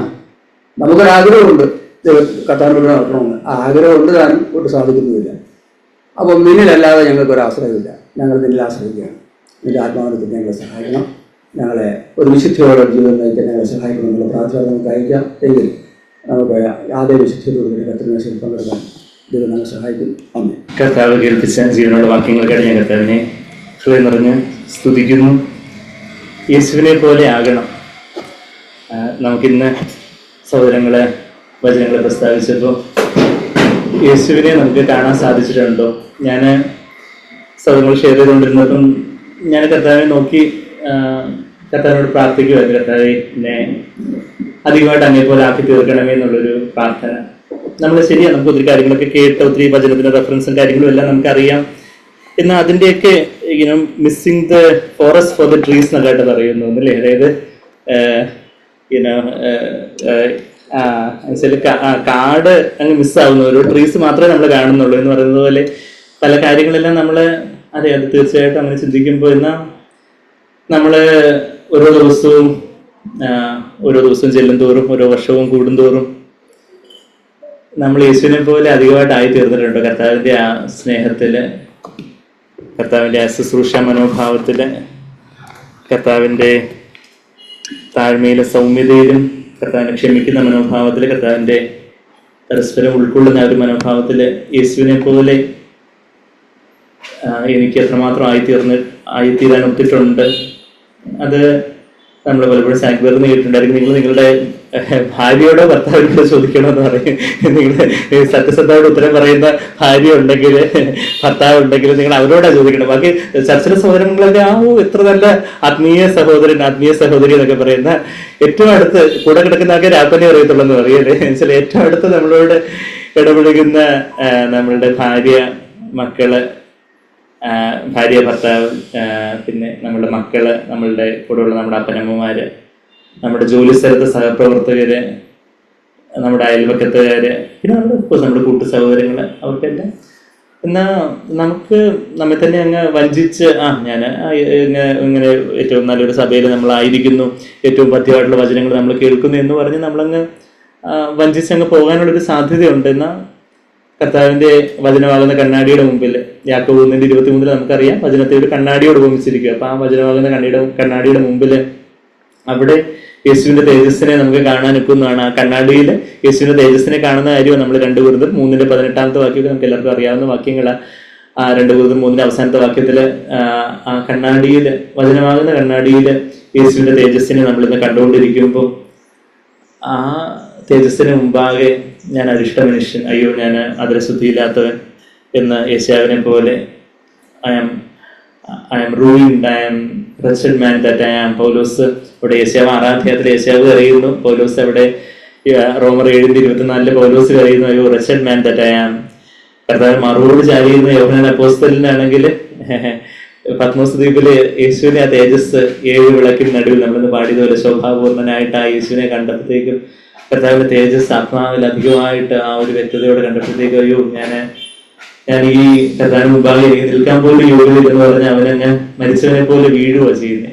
അതുപോലൊരു മരിച്ചവനെ പോലെ നമ്മളുടെ സ്വയത്തിലൊരു ബലമില്ലാതെ ഉള്ളൊരു വീഴുന്ന ഒരു മനോഭാവം കർത്താവിന് മുമ്പാകെ കർത്താവെ വീണ് കിടക്കാൻ സാഷ്ടാംഗം കർത്താവെ അങ്ങേപ്പോലെ എനിക്ക് എന്തുകൊണ്ട് ദൈവത്തെ പോലെ യേശുവിനെ പോലെ ആകണമെന്ന് പറഞ്ഞത് അതൊരു എന്തൊരു ഭാരിച്ചൊരു കൽപ്പനയായിട്ടാവും. ഇന്ന് മുതൽ ഞാൻ യേശുവിനെ പോലെ ആകണം, അതുകൊണ്ട് ഞാൻ സംസാരിക്കുമ്പോൾ കുറച്ചുകൂടെ അങ്ങനെ ആവണം ഇങ്ങനെ ആവണം എന്ന് പറഞ്ഞ് നമ്മളുടെ ഒരു സ്വയത്തിനൊരു പരിശ്രമം, അല്ലെങ്കിൽ ഞാൻ ഇനിയിപ്പോൾ ശുശ്രൂഷ മനോഭാവം, അപ്പൊ ഇനിയിപ്പോൾ ഞാൻ റോഡ് സൈഡിൽ ആരെങ്കിലും ഒക്കെ ഉണ്ടോ ഇങ്ങനെ നോക്കി അങ്ങനെ ഒരു നമ്മളായിട്ട് എന്തോ ഒരു കൃത്രിമമായിട്ടുള്ള എന്തോ ഒരു പ്രകടനമോ പ്രക്രിയയോ മാതിരിയല്ല, മറിച്ച് നമ്മളുടെ നമ്മളിപ്പോ കേട്ടതുപോലെ മത്തായി 11:29 ശരിക്കും ആ ഇംഗ്ലീഷിലും മലയാളം പരിഭാഷയുടെ വ്യത്യാസം ഇനി സാധ്യത പറയുമ്പോഴാണ് ഞാനത് മനസ്സിലാക്കുന്നത്. അത് മലയാളം പരിഭാഷയിൽ വളരെ ഒരു ഹൃദയംഗമായ പദം വിട്ടുപോയിരിക്കുന്നു. അത് നമ്മളെ പരിഭാഷ സഹോദരൻ എനിക്ക് തോന്നുന്നു നിങ്ങളുടെ പുതിയ പരിഭാഷയിലേക്ക് അത് വിട്ടുപോയിട്ടുണ്ട്. ഹൃദയത്തിൽ താഴ്മയും സൗമ്യതയുള്ളവൻ, കാർഡിയ എന്ന് പറഞ്ഞൊരു ഗ്രീക്ക് പദം, കാർഡിയോളജി എന്ന് പറഞ്ഞാൽ നമുക്ക് എല്ലാവർക്കും അറിയാം ഹാർട്ടിന്റെ, കാർഡിയ എന്ന് പറഞ്ഞ ഗ്രീക്ക് പദം ഇവിടെ വ്യക്തമായിട്ട് ഗ്രീക്കിൽ ഉപയോഗിച്ചിട്ടുണ്ട്. എന്തുകൊണ്ടാണ് മലയാളം പരിഭാഷയിൽ ശരിയാ മനുഷ്യരാണ് പരിഭാഷപ്പെടുത്തുന്നത്, അപ്പൊ അതുകൊണ്ട് ചെറിയ കുറവുകൾ ഇംഗ്ലീഷ് പരിഭാഷയിലും പലയിടങ്ങളിലും പല കുറവുകളുള്ളതൊക്കെ നമ്മൾ പലപ്പോഴും പറയാറുണ്ട്. എന്നാൽ അവിടെ ഹൃദയത്തിൽ ഓഫ്കോഴ്സ് ആ ഹൃദയത്തിൽ സൗമ്യതയും താഴ്മയും ഉള്ളവൻ, അത് നമ്മൾ ശ്രദ്ധിച്ചിട്ടുണ്ട്. ആദ്യം നമ്മൾ സാധാരണ നമ്മൾ എഴുതുവാണെങ്കിൽ ഹൃദയത്തിൽ താഴ്മയും സൗമ്യത, താഴ്മ അത് പുറമേ ആണല്ലോ സൗമ്യത വരണ്ടേ, അപ്പൊ ആദ്യം താഴ്മ പിന്നെ സൗമ്യത എന്നല്ലേ നമ്മൾ എഴുതേണ്ടത് നമ്മൾ വിചാരിക്കും. പക്ഷെ നമ്മള് ബൈബിളിൽ നോക്കുമ്പോൾ അവിടെ മത്തായി 11:29 ഞാൻ ഹൃദയത്തിൽ സൗമ്യതയും, ഹൃദയത്തിൽ നിന്നുള്ളത് ഞാൻ എന്റെ ബൈബിളിൽ ആഡ് ചെയ്തു കേട്ടോ. മലയാളം പരിഭാഷയിൽ ഒന്ന് ഒരു ആരമാർക്ക് ഇട്ടിട്ട് ഹൃദയത്തിൽ നിന്ന് ആഡ് ചെയ്തു, വചനത്തിലൊന്നും ആഡ് ചെയ്തതെന്നാൽ ഇതിപ്പം പരിഭാഷയിൽ നമുക്ക് ആഡ് ചെയ്യാം. പരിഭാഷയിൽ കുറവുള്ളതുകൊണ്ട് നമ്മുടെ വചനത്തിലൊന്നും ആഡ് ചെയ്യുന്നില്ല. വെച്ചാൽ വചനത്തില് പരിഭാഷക്കാര് ഇങ്ങനെ അറിയാതെ വിട്ടുകളഞ്ഞാലും നമുക്ക് ആഡ് ചെയ്യുന്നതിന് കുഴപ്പമില്ല. ഞാൻ ഹൃദയത്തില് സൗമ്യതയും താഴ്മയും ഉള്ളവനാകിയാൽ, അപ്പം എന്ത് ആദ്യം സൗമ്യത എന്നുള്ളത് ഞാൻ എങ്ങനെ അത് മനസ്സിലാക്കുന്നതെന്ന് പറഞ്ഞാൽ, നമ്മളിപ്പോ ഒരാളെ ആദ്യം നമ്മൾ കണ്ടുമുട്ടുമ്പോൾ ആദ്യം പുള്ളി താഴ്മയുള്ളവനാണോ എന്ന് മനസ്സിലാവുന്നതിന് മുമ്പ് പുള്ളിയുടെ സൗമ്യത നമ്മൾ ടച്ച് ചെയ്യുന്നത്. എന്നിൽ നിന്ന് പഠിക്കുമെന്ന് കർത്താവ് പറയുന്നത്, എന്നിൽ നിന്ന് പഠിക്കുമെന്ന് കർത്താവ് പറയുന്നത്. അപ്പൊ നമ്മള് കർത്താവിന് നമ്മള് ഇപ്പൊ നസ്രയത്തില് നമ്മളെ സാക്ബർ പറഞ്ഞിട്ടുള്ള ഉദാഹരണമാണ് നമ്മളെ പലരും കേട്ടിട്ടുണ്ടായിരിക്കും. നസ്രയത്തില് നമ്മളും ജനിച്ച് വളർന്ന് കർത്താവിന്റെ അയൽവക്കത്തുകാരനായിട്ടോ അല്ലെങ്കിൽ കുറച്ച് വീടുകളടുത്ത് ഒരു വേറൊരു തെരുവിൽ നമ്മളും നസ്രയത്തിൽ ജനിച്ച് വളർന്ന ഒരാളാണെന്ന് ഇരിക്കട്ടെ. അവിടെ ഒരു യോസേഫ് എന്നൊരു തച്ചനുണ്ട്. തച്ചന്റെ മോനായിട്ടൊരു യേശു എന്ന് പേരുള്ളൊരു ചെറുപ്പക്കാരൻ. അപ്പോൾ ഇന്ന് ഈ യേശുവിനെ നമ്മള് ചിലപ്പോൾ നമ്മള് കടയിൽ പോകുമ്പോഴോ അല്ലെങ്കിൽ യാത്ര പോകുമ്പോഴോ അല്ലെങ്കിൽ ബാക്കി കൂട്ടുകാരോടൊപ്പം കളിക്കാൻ പോകുമ്പോഴോ ഒക്കെ ഈ യേശുവിനെ നമ്മൾ കാണുന്നു. അപ്പൊ യേശുവിനുള്ള ആ ഒരു സൗമ്യത, കർത്താവിന്റെ മറ്റുള്ളവരുടെ ഇടപെടുന്ന ആ ഒരു സൗമ്യത, അപ്പൊ അതിൽ നിന്ന് അത് എന്തിൽ നിന്നാണ് പറയുന്നത് വെച്ചാൽ അത് താഴ്മയിൽ നിന്നാണ്. അത് ആദ്യം ജെന്റിൽ ആൻഡ് ഹംബിൾ. കർത്താവിന്റെ ജെന്റിൽനെസ് നമ്മൾ ശ്രദ്ധിക്കുമ്പോൾ ഹൃദയത്തിൽ അതുപോലെ താഴ്മ, അതായത് പിതാവിന്റെ മുമ്പാകെ അതാ കർത്താവിന്റെ ജീവിതത്തിലെ സീക്രട്ട്. നമ്മളെപ്പോഴും കേൾക്കുന്നത് പോലെ ക്രിസ്ത്യ ജീവിതത്തിലെ സീക്രട്ട് എന്ന് പറഞ്ഞാൽ ഇത് യേശുവിനെ പോലെ ആകണം എന്ന് പറയുമ്പോൾ ഇത് ഒരു ഭാരം എടുത്ത് നമ്മുടെ പുറത്ത് വെച്ചിട്ട് ഇനിയിപ്പോ നീ യേശുവിനെ പോലെ ആയാല് അങ്ങനെയുള്ള ഒരു കാര്യമല്ലേ. കർത്താവിന്റെ അതിന്റെ തൊട്ടടുത്ത വാക്യത്തിൽ പറയുന്നത് എന്റെ നുകം മൃദുവും എന്റെ ചുമട് ലഘുവാകുന്നു. കർത്താവ് അങ്ങനെ ഒരു ഭാരിച്ച് ചുമട് തരാൻ വേണ്ടിയല്ല നമ്മളെ ഇന്ന് വചനം കേൾപ്പിച്ച്, മറിച്ച് നമ്മളെ കൂടുതൽ ഒരു സ്വാതന്ത്ര്യത്തിലേക്ക് നയിക്കുവാൻ, ഏറ്റവും സന്തോഷകരമായ ജീവിതം, ഈ ഭൂമിയിൽ ഏറ്റവും സന്തുഷ്ടകരമായ ജീവിതം ജീവിച്ചതാരാ? ഏറ്റവും വലിയ കോടീശ്വരനാണ്, അല്ലെങ്കിൽ ഏറ്റവും വലിയ ഫിലിം സ്റ്റാർസോ, എന്തെല്ലാം വലിയ വലിയ ലോക അലക്സാണ്ടർ ദ ഗ്രേറ്റ് എന്നൊക്കെ പറഞ്ഞ ഭൂമിയിൽ വലിയ മഹാന്മാരായിട്ടുള്ള വലിയ ചക്രവർത്തിമാരെല്ലാം ലോകമെല്ലാം പിടിച്ചെടുത്ത ആൾക്കാർ ഏറ്റവും അധികം സന്തോഷത്തോടെ ഈ ഭൂമിയിൽ ജീവിച്ച ആരാന്ന് ചോദിച്ചാൽ ഈ ഭൂമിയിൽ നടന്നെന്ന് പറഞ്ഞാൽ യേശു കർത്താവ്. ഏറ്റവും അധികം സന്തോഷത്തോടെ കർത്താവ് ക്രൂശിക്കപ്പെടുന്നതിന്റെ തലേദിവസം രാത്രി തന്നെ യോഹന്നാൻ 15:11 എന്താ പറയുന്നത്? എന്റെ സന്തോഷം നിങ്ങളുടെ ഉണ്ടാവാൻ വേണ്ടി ഈ കാര്യങ്ങളൊക്കെ പറയുന്നത്, നിങ്ങളുടെ സന്തോഷം പൂർണ്ണമാകണം. യോഹന്നാൻ 15:11 വാക്യം നമുക്കറിയാം. അതുകൊണ്ടാണ് നിങ്ങൾ എന്നിൽ വസിക്കണം, നിങ്ങൾ എന്റെ ഹൃദയത്തിൽ നിങ്ങൾ സന്തോഷം നിറഞ്ഞു കഴിഞ്ഞ് ജീവജല നദികളായിട്ട് സന്തോഷം നിറഞ്ഞു കഴിഞ്ഞുകൊണ്ടേ ഇരിക്കുക. നിങ്ങൾക്കും ആ സന്തോഷം വേണം എന്റെ കുഞ്ഞുങ്ങളെ എന്ന് പറഞ്ഞാൽ 11 ശിഷ്യന്മാർ യൂദാസ് ഊറ്റി കൊടുക്കാൻ വേണ്ടി പോയി ബാക്കിയുള്ള 11 ശിഷ്യന്മാരോട് ചേർത്ത് നിർത്തി കർത്താവ് പറയുന്ന ആ വാക്യങ്ങൾ നമുക്കറിയാം. നമ്മുടെ ജീവിതം ഏറ്റവും അധികം സ്വാതന്ത്ര്യത്തിൽ, അതായത് പലർക്കും ബാക്കി ആൾക്കാർ എന്ത് പറയും, അയ്യോ അവരെന്നെ കുറ്റം പറയൂ, എന്റെ ഇൻലോസ്, എന്റെ അമ്മായിയമ്മ, എന്റെ അമ്മായിയപ്പൻ, എന്റെ നാത്തൂന്, എന്റെ അയൽവക്കത്ത് അവര് എന്നെ കുറ്റം പറയൂ, അവരെന്നെ കുറിച്ച് എന്ത് പറയും, അവർക്ക് എന്നെ കുറിച്ച് മതിപ്പുണ്ടോ, അല്ലെങ്കിൽ എന്റെ സഹപ്രവർത്തകർ അവരെന്നെ കുറിച്ച് ബാക്കിയുള്ളവരുടെ അഭിപ്രായങ്ങളുടെ ഒരു തടവറയില്ല നമ്മൾ പലപ്പോഴും. അപ്പൊ അവിടെ എന്നാൽ മനുഷ്യഭയം യേശുവിനെ പോലെ ആകണമെന്ന് പറയുമ്പോൾ ഒരു മനുഷ്യഭയം അത് ജീവിച്ചാലും ഞാൻ പലപ്പോഴും ഇങ്ങനെ കൗൺസിലിങ്ങിന് തന്നെ പലർക്കും കാണിച്ചു കൊടുക്കുന്ന ഒരു വാക്യം, നിങ്ങൾക്ക് എല്ലാവർക്കും അറിയാവുന്ന വാക്യമായിരിക്കും. സദൃശ്യവാക്യം 29:25 വാക്യം. സദൃശ്യവാക്യം 29 എന്റെ ജീവിതത്തില് എന്നെ ഒത്തിരി വിടുവിച്ചൊരു കാര്യമാണ് ഈ മനുഷ്യഭയത്തിൽ നിന്നുള്ള ഒരു വിടുതല്. ഞാനങ്ങ് പൂർണ്ണമായിട്ട് വിടുവിക്കപ്പെടുന്നല്ല, എനിക്ക് വിളിച്ചുള്ളിടത്തോളം എനിക്ക് ഞാൻ മനുഷ്യനെ ഭയപ്പെടുന്നില്ല. എന്നാൽ ജഡത്തിൽ ഓഫ്കോഴ്സ് അതിൻ്റെതായ പല ലേയേഴ്സ് ഉണ്ടല്ലോ. സദൃശ്യവാക്യം 29:25 മനുഷ്യഭയം ഒരു കെണിയാകുന്നു. മനുഷ്യരെന്ത് പറയും, അല്ലെങ്കിൽ നമ്മുടെ ചർച്ചിലെ എൽഡേഴ്സ് എന്ത് പറയും, അല്ലെങ്കിൽ ബാക്കി അവര് എന്റെ പ്രൊഫസർ എന്ത് പറയും. ശരിയാണ്, നമ്മള് എല്ലാവരുടെയും മുമ്പാകെ യോഗ്യമായത് ചെയ്യുമെന്ന് നമ്മൾ 12:17 പറയുന്നുണ്ടെന്നുണ്ട്. ബാക്കിയുള്ളവര് നമ്മള് മനുഷ്യരെ പേടിക്കേണ്ട അങ്ങനെ ഒരു തോന്നുവാസം അങ്ങനെയുള്ള ഒരു കാര്യമില്ല. പറഞ്ഞു എന്താ അവരെന്ത് പറയും, ഇവരെന്ത് പറയും, എല്ലാവരും പ്രസാദിപ്പിക്കണോ, അവരുടെ മുമ്പാകെ ഞാൻ ഒന്ന് താഴ്മ അഭിനയിക്കുന്നു, അല്ലെങ്കിൽ നമ്മൾ കുറച്ചൊന്ന് അങ്ങനെ ഒരു മനുഷ്യഭയം അതൊരു കെണിയാണ്, എന്നുവെച്ചാൽ ഒരു സ്നേഹമാണ്, എന്നുവെച്ചാൽ ഒരു കെണിക്കകത്ത് അത് പലപ്പോഴും നമ്മളുടെ ഈ ആകുല ചിന്തകളുടെയും പല ഉറക്കമില്ലായ്മയുടെയും പല ടെൻഷന്റെയും വെപ്രാളത്തിന്റെയും പല പല പല വിധത്തിലുള്ള ചിലപ്പം അത് പല രീതിയിലായിരിക്കും. ചിലർക്കാണെങ്കിൽ ഒരു ഭയങ്കര ദേഷ്യ പ്രകടനമായിട്ടായിരിക്കും പിന്നീട് പ്രകടമാകുന്നത്. ചില ഒത്തിരിയൊക്കെ ഇങ്ങനെ കടിച്ച് ഗ്രിറ്റിംഗ് ദ ടീത്ത്, പല്ലി കടിച്ച് നമ്മൾ വളരെ താഴ്മയായിട്ട് സൗമ്യതയായിട്ടൊക്കെ ഇങ്ങനെ അഭിനയിച്ച് അവസാനം ഇങ്ങനെ പെട്ടെന്ന് പ്രഷർ കുക്കർ മാറ്റി പെട്ടെന്ന് പൊട്ടിത്തെറിക്കുന്നതാണൊക്കെ. എന്തുകൊണ്ടെന്ന് വെച്ചാൽ നമ്മള് ബാക്കി മനുഷ്യന്റെ മുമ്പാകെ ഉള്ളൊരു ജീവിതം, മനുഷ്യഭയം അതൊരു കെണിയാണ്. ഇപ്പൊ ഒരു പക്ഷി ഒരു കെണിയിൽ അകപ്പെട്ടാല് ആ പക്ഷി അതിനകത്ത് കെണിക്കകത്ത് വീണ് കിടക്കുക. പക്ഷെ അതിന്റെ അവസാനം പറയുന്നത് യഹോവനെ ആശ്രയിക്കുന്നവരോ രക്ഷ പ്രാപിക്കും എന്നുള്ള ആ വാക്ക് ശരിക്കും ഇംഗ്ലീഷിൽ എങ്ങനെ പറയുന്നത്, ഹി വിൽ ബി എക്സോൾട്ടഡ്. അതിന്റെ അതിന്റെ എബ്രായ പദം നമുക്ക് ഓർക്കാൻ എളുപ്പമുള്ള പദം സഖാവ് എന്ന് എല്ലാവർക്കും അറിയായിരിക്കും. സഖാവ് എന്ന് പറഞ്ഞൊരു പദമാണ് എബ്രായ പദം. എന്താ എബ്രായ പദം പറയാൻ കാരണം എന്ന് പറഞ്ഞാൽ മലയാള പദത്തിൽ ശരിക്കും രക്ഷ പ്രാപിക്കുന്നുണ്ട്. അത്ര കറക്റ്റ് ട്രാൻസ്ലേഷൻ ഇല്ല. സഖാവ് എന്ന് പറഞ്ഞാൽ to be high, be inaccessibly high, to be too high for capture എന്ന് പറഞ്ഞ ഒരു പക്ഷി പറക്കുമ്പോൾ നമുക്ക് പിടിക്കാൻ പറ്റത്തില്ല. ഒരു പക്ഷി പറന്നു പോകുന്ന പക്ഷി നമുക്ക് കൈകൊണ്ട് കയറി പിടിക്കാൻ പറ്റും എന്ന് പറഞ്ഞതുപോലെ ഈ സ്നെയർ കിടന്ന പക്ഷി പെട്ടെന്ന് ഈ സ്നെയർ എല്ലാം നമ്മൾ കർത്താവിനെ ആശ്രയിക്കുക എന്ന് പറഞ്ഞാൽ എന്താ, നമ്മളെ തന്നെ താഴ്ത്തി കർത്താവിനെ ഏൽപ്പിക്കുമ്പോൾ പരിശുദ്ധാത്മാവ് ആ ഭയത്തിന്റെ ഒരു മുഖത്തെ അങ്ങ് പൊട്ടിച്ച് കളയുന്ന കാര്യമൊക്കെ നമ്മൾ യെശയ്യാവ് 27:10 27 യെശയ്യാവ് 10:27 നമ്മൾ പറയുന്നത് എന്താ, അഭിഷേകം നുകത്തെ തകർക്കൂ എന്ന് പറയുന്ന ഒരു വാക്യം നമുക്ക് എല്ലാവർക്കും അറിയാമായിരിക്കും അല്ലെ. യെശയ്യാവ് 10:17 അവിടുന്ന് ജ്വലിക്കുന്ന അവിടുന്ന് ഒരു ജ്വാലയാണെന്നൊക്കെ പറയുന്നുണ്ട്.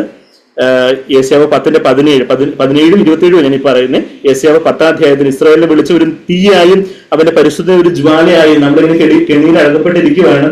നമ്മളിങ്ങനെ യേശുവിനെ പോലെ അല്ലാതെ നമ്മുടെ ജഡത്തിൽ തന്നെ ഇങ്ങനെ കെണിയിൽ പല ലെയേഴ്സ് ഒക്കെ ഉണ്ട്. നമ്മുടെ തന്നെ സ്വാർത്ഥതയായിരിക്കും, ചിലപ്പോൾ ശുശ്രൂഷ മനോഭാവത്തെ കുറിച്ചൊക്കെ നമ്മൾ കേട്ടത് നമ്മളുടെ തന്നെ ചെറിയ ഒരു കംഫർട്ട് സോണിൽ ഇരിക്കാനുള്ള ഓരോ കാര്യങ്ങളൊക്കെ ആയിരിക്കും. നമ്മൾ പല രീതിയിലുള്ള മനുഷ്യമായ ഒരു കെണിയാണ്, വേറെ പല പല കെണികളുണ്ട്.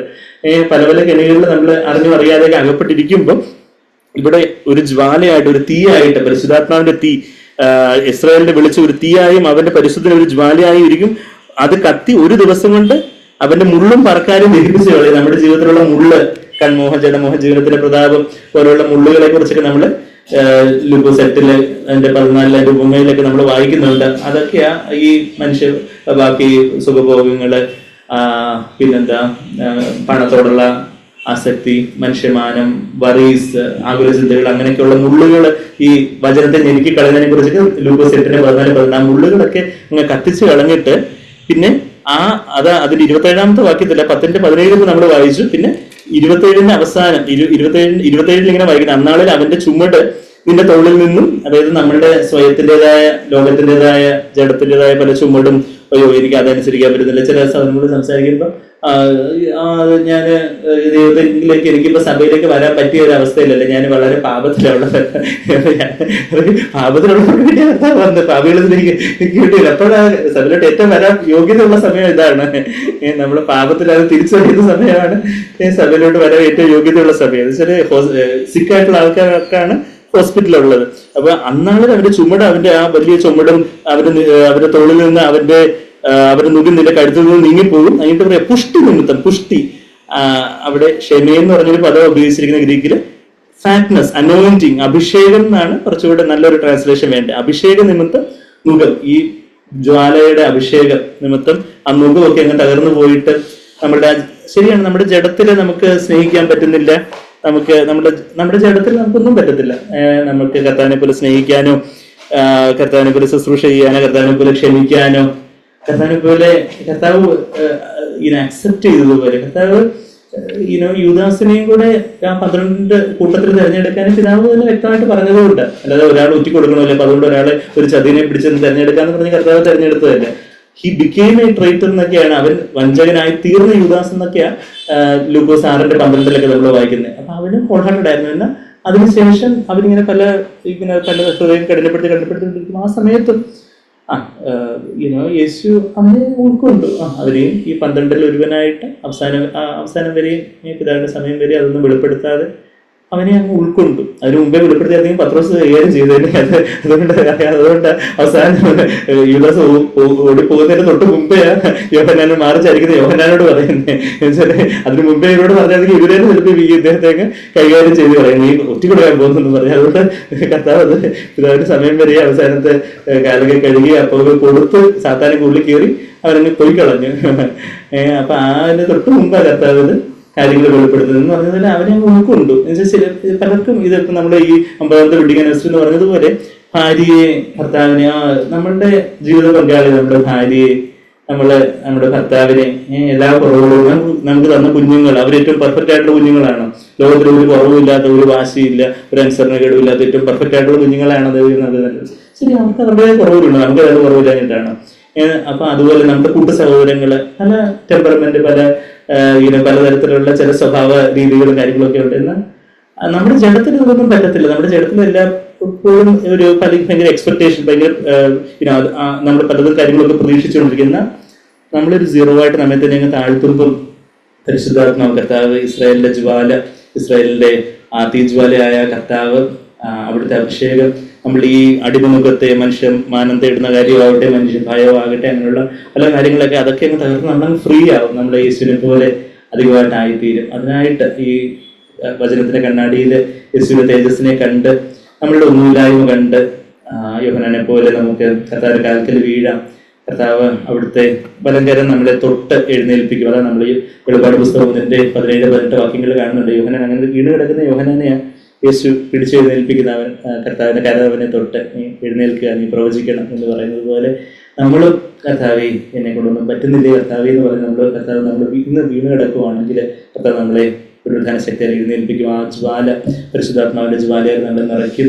വലിയൊരു സ്വാതന്ത്ര്യം നമുക്ക് നമ്മളുടെ സ്നേഹത്തിലാവട്ടെ, മറ്റുള്ളവരെ ശുശ്രൂഷിക്കുന്ന കാര്യങ്ങളിലാവട്ടെ, ക്ഷമിക്കുന്ന കാര്യത്തിലാവട്ടെ, ഉൾക്കൊള്ളുന്ന കാര്യത്തിലാവട്ടെ, ആ താഴ്മയും സൗമ്യതയും താഴ്മയൊക്കെ അതെല്ലാം അത് ഹൃദയത്തിൽ നിന്ന് പരിശുദ്ധാത്മ നമ്മൾ നിറച്ച ആ യേശുവിന്റെ സൗമ്യതയും താഴ്മയൊക്കെ ഒരു ഭാഗം തൊക്കെയാണ് കർത്താവ് നമ്മളെ ഉയർപ്പിന്റെ ശക്തിയോടെ എഴുന്നേൽപ്പിക്കുന്നു. യോഗ്യതയോടെ അപ്പത്തിൽ നിന്ന് ഭാഗഭാക്കാവല്ലോ നമുക്ക് കർത്താവിലേക്ക് നോക്കാൻ കർത്താവ് നമ്മൾ തന്നെ കൊടുത്തോട് നമുക്ക് പ്രാർത്ഥനയോടെ ആയിരിക്കാം. കർത്താവിന്റെ ദിവ്യ സ്വഭാവത്തോടെ അനുഗ്രഹമാക്കണമേ എന്ന് എല്ലാവരും പ്രാർത്ഥിക്കുന്നുണ്ട്, എപ്പോഴും പ്രാർത്ഥിക്കുന്നു. പക്ഷെ പ്രാർത്ഥിച്ചു കഴിഞ്ഞിട്ട് കർത്താവ് പറഞ്ഞു, കർത്താവ് കുറച്ച് കാര്യങ്ങൾ പ്രാർത്ഥിച്ചപ്പോൾ കർത്താവ് കുറച്ച് കാര്യങ്ങൾ കാണിച്ചു തരുന്നു. എൻ്റെ ദിവ്യ സ്വഭാവത്തിൻ്റെ കാര്യങ്ങൾ ഇങ്ങനെയൊക്കെയാണ്, ഞാൻ ഇങ്ങനെ ആയിരിക്കുമ്പോൾ നിങ്ങൾ ഇങ്ങനെ ആകണം എന്ന് പറഞ്ഞ ചില കാര്യങ്ങൾ കാണിച്ചു തരുന്നു. കാണിച്ചു തരുമ്പോഴത്തേക്ക് പറയണം ഇതൊന്നും നടക്കാത്ത കാര്യമാണ്. അങ്ങനെ പറഞ്ഞാൽ ഫുൾ സ്റ്റോപ്പ്. അങ്ങനെ ഇതും ജോസഫ് ബ്രദർ അങ്ങനെ പറഞ്ഞു, സാജി ബ്രദർ അങ്ങനെ പറയും ഇതൊന്നും നടക്കാത്ത കാര്യമാണെന്ന്. ഞാൻ അവിടെ ഫുൾ സ്റ്റോപ്പ് ഇടത്തില്ല. ഇതൊന്നും നടക്കാത്ത കാര്യമാണ്, ഫുൾ സ്റ്റോപ്പ് അങ്ങനെ പറഞ്ഞ് അവസാനിപ്പിക്കാനല്ല. അത് കോമയാണ്. ഏതർത്ഥത്തിലായാലും ഫുൾ സ്റ്റോപ്പ് ഇട്ടതാണ് തോന്നി. ആ ഫുൾ സ്റ്റോപ്പ് ഇട്ടല്ല പറയുന്നത്, നടക്കാത്ത കാര്യമാണ്, ഫുൾ സ്റ്റോപ്പ് അല്ല, കോമയാണ്. ഇതൊന്നും നടക്കാത്ത കാര്യമാണ്, കോമ. എന്നാൽ ഇതൊന്നും നടക്കാത്ത കാര്യമാണ് എൻ്റെ സ്വയബലത്തിൽ. അത് ശരിയാണ്, അങ്ങനെ കൂടെ പറയണം. അപ്പോഴേ പറഞ്ഞ പൂർണ്ണമാവത്തിൽ ഇതൊന്നും നടക്കാത്ത കാര്യമാണ്, കോമ, എൻ്റെ സ്വയബലത്തിൽ. ഇത് മനുഷ്യനെ സമ്മതിക്കണം. നമ്മൾ ഇന്ന് ചെയ്യേണ്ട കാര്യം അത് തന്നെയാണ്.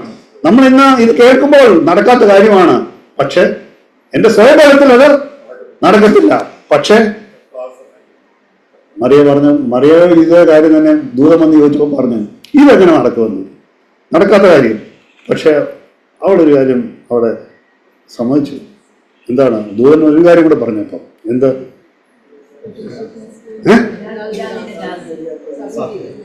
അസാധ്യമായത്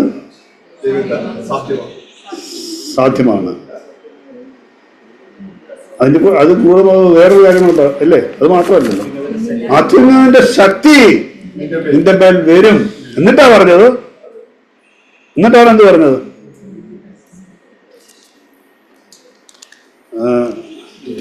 അത് ലൂക്കോസ്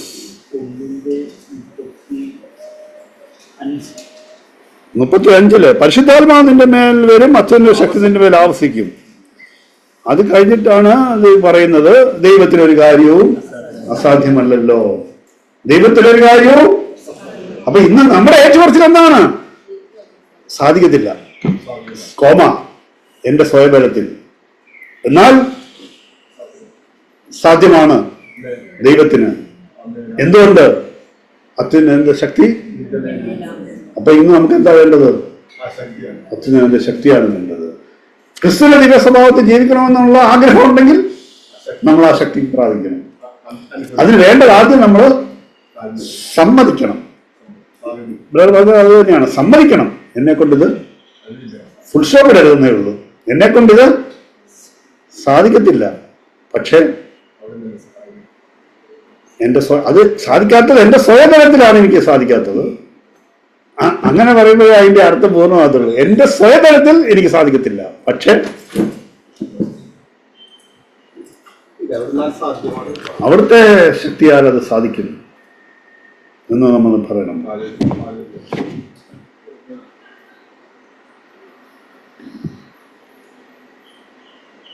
പ്രിയമുള്ളവർ, നമുക്ക് കർത്തവ്യ ശുശ്രൂഷയിൽ പങ്കെടുക്കുമ്പോൾ അല്പസമയം നമ്മളെ തന്നെ പരിശോധിക്കുവാനായിട്ട് എടുക്കാം. ഇത് മനുഷ്യർക്ക് മുമ്പാകെയല്ല, ദൈവത്തിന് മുമ്പാകെയാണ്. നമുക്ക് കുറച്ച് സമയം ദൈവത്തിന് എഴുതിയിട്ടിരിക്കുകയും പ്രാർത്ഥിക്കുകയും ചെയ്യാം. പ്രാർത്ഥിക്കുക എന്ന് പറയുമ്പോൾ നമ്മളെ തന്നെ പരിശോധിച്ചുകൊണ്ട് നമുക്ക് എഴുതിയിട്ടിരിക്കാം. ദൈവത്തിന്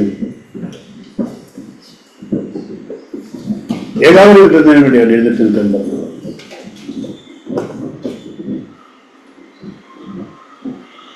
ചില കാര്യങ്ങൾ കർത്താവ് നമ്മളെ കാണിച്ചു തന്നു. അവിടുത്തെ ദിവ്യ സ്വഭാവത്തിൻ്റെ ഘടകങ്ങളായിട്ടുള്ള ചില കാര്യങ്ങൾ: സ്നേഹം, ക്ഷമ, മറ്റുള്ളവരെ ഉൾക്കൊള്ളുന്ന കാര്യം. അതൊക്കെ വിശദമായിട്ട് മറ്റു സഹോദരന്മാരിലൂടെയും കേട്ടു. സ്നേഹം, ക്ഷമ, താഴ്മ, സൗമ്യത, ശുശ്രൂഷിക്കാനുള്ള ഒരു മനോഭാവം, മറ്റുള്ളവരെ ഉൾക്കൊള്ളുവാനുള്ളൊരു മനോഭാവം, ഇതൊക്കെ കർത്താവിൻ്റെ സ്വഭാവമായിരുന്നു എന്ന് നമ്മൾ കണ്ടെങ്കിൽ അത് എൻ്റെയും സ്വഭാവമായി തീരണമെന്നുള്ളൊരു ആവശ്യബോധം നമുക്കുണ്ടായിരുമ്പോൾ ഇത് കേവലം ഒരു കൽപ്പനയായിട്ട് നമുക്കിതിങ്ങനെ കേട്ടിട്ട് നാളെ അങ്ങ് ചെയ്യാമെന്ന് അങ്ങ് തീരുമാനിക്കാൻ കഴിയില്ല എന്നുള്ളതാണ് നമ്മൾ സമ്മതിക്കുന്നത്. എനിക്കത് പറ്റത്തില്ല, എൻ്റെ സ്വയബലത്തിൽ എനിക്കത് പറ്റത്തില്ല, എൻ്റെ ജഡത്തിൽ എനിക്കത് പറ്റത്തില്ല, എൻ്റെ സ്വയശക്തിയിൽ എനിക്കത് പറ്റത്തില്ല. എന്നാൽ അവിടുന്ന് എന്നെ ശക്തിപ്പെടുത്തി അവിടുന്ന് ഇത് വെച്ചിട്ടുണ്ടെങ്കിൽ, അത് അവിടുന്ന് കൽപ്പന ഈ വചനത്തിൽ അത് എന്നോട് പറഞ്ഞിട്ടുണ്ടെങ്കിൽ അത് അവിടുന്ന് നിവൃത്തിയാകുമെന്നിൽ എന്ന് വിശ്വസിക്കണം. പ്രിയമുള്ളവരെ, നമ്മൾ ഒരു കാര്യം ഞാൻ ആദ്യം തന്നെ പറഞ്ഞു, അതിന്റെ പൂർണ്ണതയിൽ ഈ കാര്യങ്ങളെല്ലാം അതിന്റെ പൂർണ്ണതയിൽ കർത്താവിന്റെ വരവിൽ മാത്രമേ നമ്മളതാവുന്നുള്ളൂ. എങ്കിലും നമ്മൾ അതിലേക്ക് ആയിരുന്നു എന്നുള്ളതാണ്. നമുക്ക് ഓരോ ഡിഗ്രി, സ്നേഹം എന്ന് പറയുമ്പോൾ അതിന്റെ ഒരു ഡിഗ്രി അല്ലെങ്കിൽ ഒരു ഡിഗ്രി അടുത്ത് ഒരളവ് കൂടി വരണം. അതാണ് നമ്മൾ ഇന്ന് കർത്താവിനെ പോലെ ഞാൻ ഇന്ന് നാളെ തന്നെ ആകുമെന്ന് ആരും പറയുന്നില്ല. അതും ദൈവം അങ്ങനെയല്ല പറഞ്ഞിരിക്കുന്നത്. നമ്മൾ പക്ഷെ ആ ലക്ഷ്യം പോകരുത്, ലക്ഷ്യത്തിൽ നിന്ന് മാറിപ്പോകരുത്. ലക്ഷ്യം ഇതാണ്: കർത്താവിന്റെ ദിവ്യ സ്വഭാവത്തിൽ ഓരോ ദിവസവും ജീവിക്കുവാനാണ് ഞാൻ വിളിക്കപ്പെട്ടിരിക്കുന്നത്. അതിനാണ് ഞാൻ മുൻ നിയമിക്കപ്പെട്ടിരിക്കുന്നത്. ഞാൻ അതിലേക്ക് ഓരോ ദിവസവും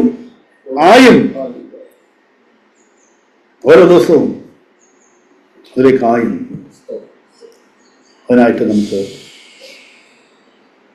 ദൈവസേനയിൽ നമ്മുടെ വിശ്വാസം ഏറ്റു പറയാൻ, അതേ കർത്താവെ അവിടുന്ന് കാണിച്ചു തരുമ്പോൾ അതിൻ്റെ കുറവുകളെ കണ്ടുമ്പോൾ ഞാൻ ഏറ്റു പറഞ്ഞുകൊണ്ടിരിക്കുന്നു. കുറവുകളെ അവിടുന്ന് കാണിച്ചു തരുമ്പോൾ ഞാൻ ഏറ്റു പറയും. ഈ മനോഭാവം ഉള്ളവർക്ക് മാത്രമേ അത് കാണാൻ കഴിയുള്ളൂ. നമുക്ക് അതാണ് വേണ്ടത്. ഈ തിരിച്ചറിവുണ്ടെങ്കിൽ, ഇത് നമ്മുടെ ലക്ഷ്യമായിട്ട് ഉണ്ടെങ്കിൽ, നമ്മളെ ഓരോ ദിവസവും ദൈവം അത് കാണിച്ചു തരും. ഇത് ലക്ഷ്യമായിട്ട് മുന്നോട്ട് പോകുമ്പോൾ കർത്താവ് കാണിച്ചു തരുന്ന കുറവുകളെ നമുക്ക് ഏറ്റു പറഞ്ഞുകൊണ്ട് നമുക്ക് മുന്നോട്ട് പോകാം. ഇത് നമുക്ക് തുടങ്ങാം. ഈ പൽക്കാലം നമ്മൾ കർത്തവ്യ ശുശ്രൂഷിക്കുമ്പോഴായിട്ട് കർത്താവ് പുതിയ തുടക്കത്തിനായിട്ട് നമുക്ക് ഓരോ സമയവും ഓരോ കർത്തവ്യ ശുശ്രൂഷ നമ്മളെ തന്നെ പരിശോധിച്ചുകൊണ്ട് നമ്മളെ സമർപ്പിക്കുമ്പോൾ നമുക്കൊരു പുതിയ തുടക്കം ലഭിക്കുകയാണെന്ന് നമ്മൾ ഓർക്കുക. നിരാശപ്പെടുകയല്ല. കഴിഞ്ഞ കാലത്തെക്കുറിച്ച്, കഴിഞ്ഞ നാളുകളെ ഓർക്കണ്ട. നമ്മൾ ഇന്ന് നമ്മൾ ദൈവത്തിൻ്റെ അടുക്കിലേക്ക് നമ്മൾ ഇന്ന് കേട്ട പോലെ കർത്താവിൻ്റെ സ്വഭാവം അതാണ്. കർത്താവ് അത് ക്ഷമിച്ചു, മുഴുവൻ മറന്നു കളഞ്ഞു. നമുക്ക് ഇന്ന് പുതിയതായിട്ട് തുടങ്ങാം. കർത്താവേ എന്ന് പറഞ്ഞ് നമുക്ക് സമർപ്പിക്കാം. നമ്മുടെ കുറവുകളെ നമുക്ക് ദൈവസന്നിധിയിൽ ഏറ്റു പറയാം. മനുഷ്യരുടെ മുമ്പാകെയല്ല, ദൈവസന്നിധിയിൽ കാണുന്ന പിതാവ് നമ്മുടെ ഹൃദയത്തിൽ ഇപ്പോൾ ഹൃദയത്തിന്റെ ഇടപാടാണ് ഇപ്പോൾ നടക്കേണ്ടത്. ഹൃദയത്തിൽ നമ്മുടെ സമർപ്പണമാണ് നടക്കേണ്ടത്. ഹൃദയത്തിലുള്ള ഏറ്റുപറച്ചിലാണ് നടക്കേണ്ടത്. ഹൃദയത്തിലുള്ള അനുതാപത്തിന്റെ കരച്ചിലാണ് നടക്കേണ്ടത്. ഇത് പുറമേയുള്ള കരച്ചിലല്ല, പുറമേയുള്ള ഏറ്റുപറച്ചിലല്ല. ഹൃദയത്തിൽ ദൈവസന്നിധിയിൽ നമുക്ക് ഏറ്റുപറയാം. രഹസ്യമായിട്ട് കാണുന്ന പിതാവിന്റെ സന്നിധിയിൽ നമുക്ക് ഏറ്റുപറയാം. അല്പസമയം നമുക്ക് അതിനായിട്ട് ചെലവഴിക്കാം. അല്പസമയം നമുക്ക് വേറെ എന്തിലേക്ക് കേന്ദ്രീകരിക്കാതെ നമ്മുടെ ഹൃദയം പൂർണ്ണമായിട്ട് ദൈവത്തിലേക്ക് കേന്ദ്രീകരിച്ചുകൊണ്ട് നമ്മൾ ഇന്ന് കേട്ട ദൈവ സ്വഭാവത്തിന്റെ കാര്യം മാത്രം ധ്യാനിച്ചുകൊണ്ട്, കർത്താവിന്റെ ദിവ്യ സ്വഭാവത്തോട് അനുഭവപ്പെടുക എന്നുള്ള കാര്യം മാത്രം ധ്യാനിച്ചുകൊണ്ട്, അതിന്റെ ചില ഘടകങ്ങൾ നമ്മളിൽ എത്രത്തോളം ഉണ്ടോ എന്നുള്ളത് പരിശോധിച്ചുകൊണ്ട് നമുക്ക് നമ്മളെ തന്നെ ദൈവസന്നിധിയിൽ സമർപ്പിക്കാം. കർത്താവേ കർത്താവേ കർത്താവേ കർത്താവേ കർത്താവേ കർത്താവേ. അപ്പൊ അതിലേക്ക് നമ്മളെ കൊണ്ടുവരുന്നത് അവിടുത്തെ ശക്തിയാണെന്നുള്ളത് ഓർത്തുകൊണ്ട് നമുക്ക് പ്രാർത്ഥിക്കാം ശക്തിക്കായിട്ട്. അടുത്ത ദിവസങ്ങളിൽ, വരും ദിവസങ്ങളിൽ ഓരോ ദിവസവും എന്നെ നടത്താൻ പോകുന്നത് ആ ശക്തിയാണെന്നുള്ളത് വിശ്വസിച്ചേറ്റ് പറയാം. കേട്ടിട്ട് ചതിക്കപ്പെടുന്നവരാകാതെ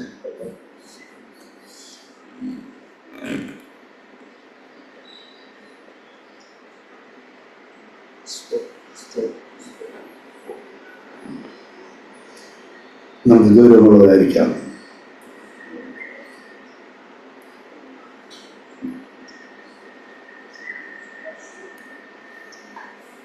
കർത്താവേ കർത്താവേ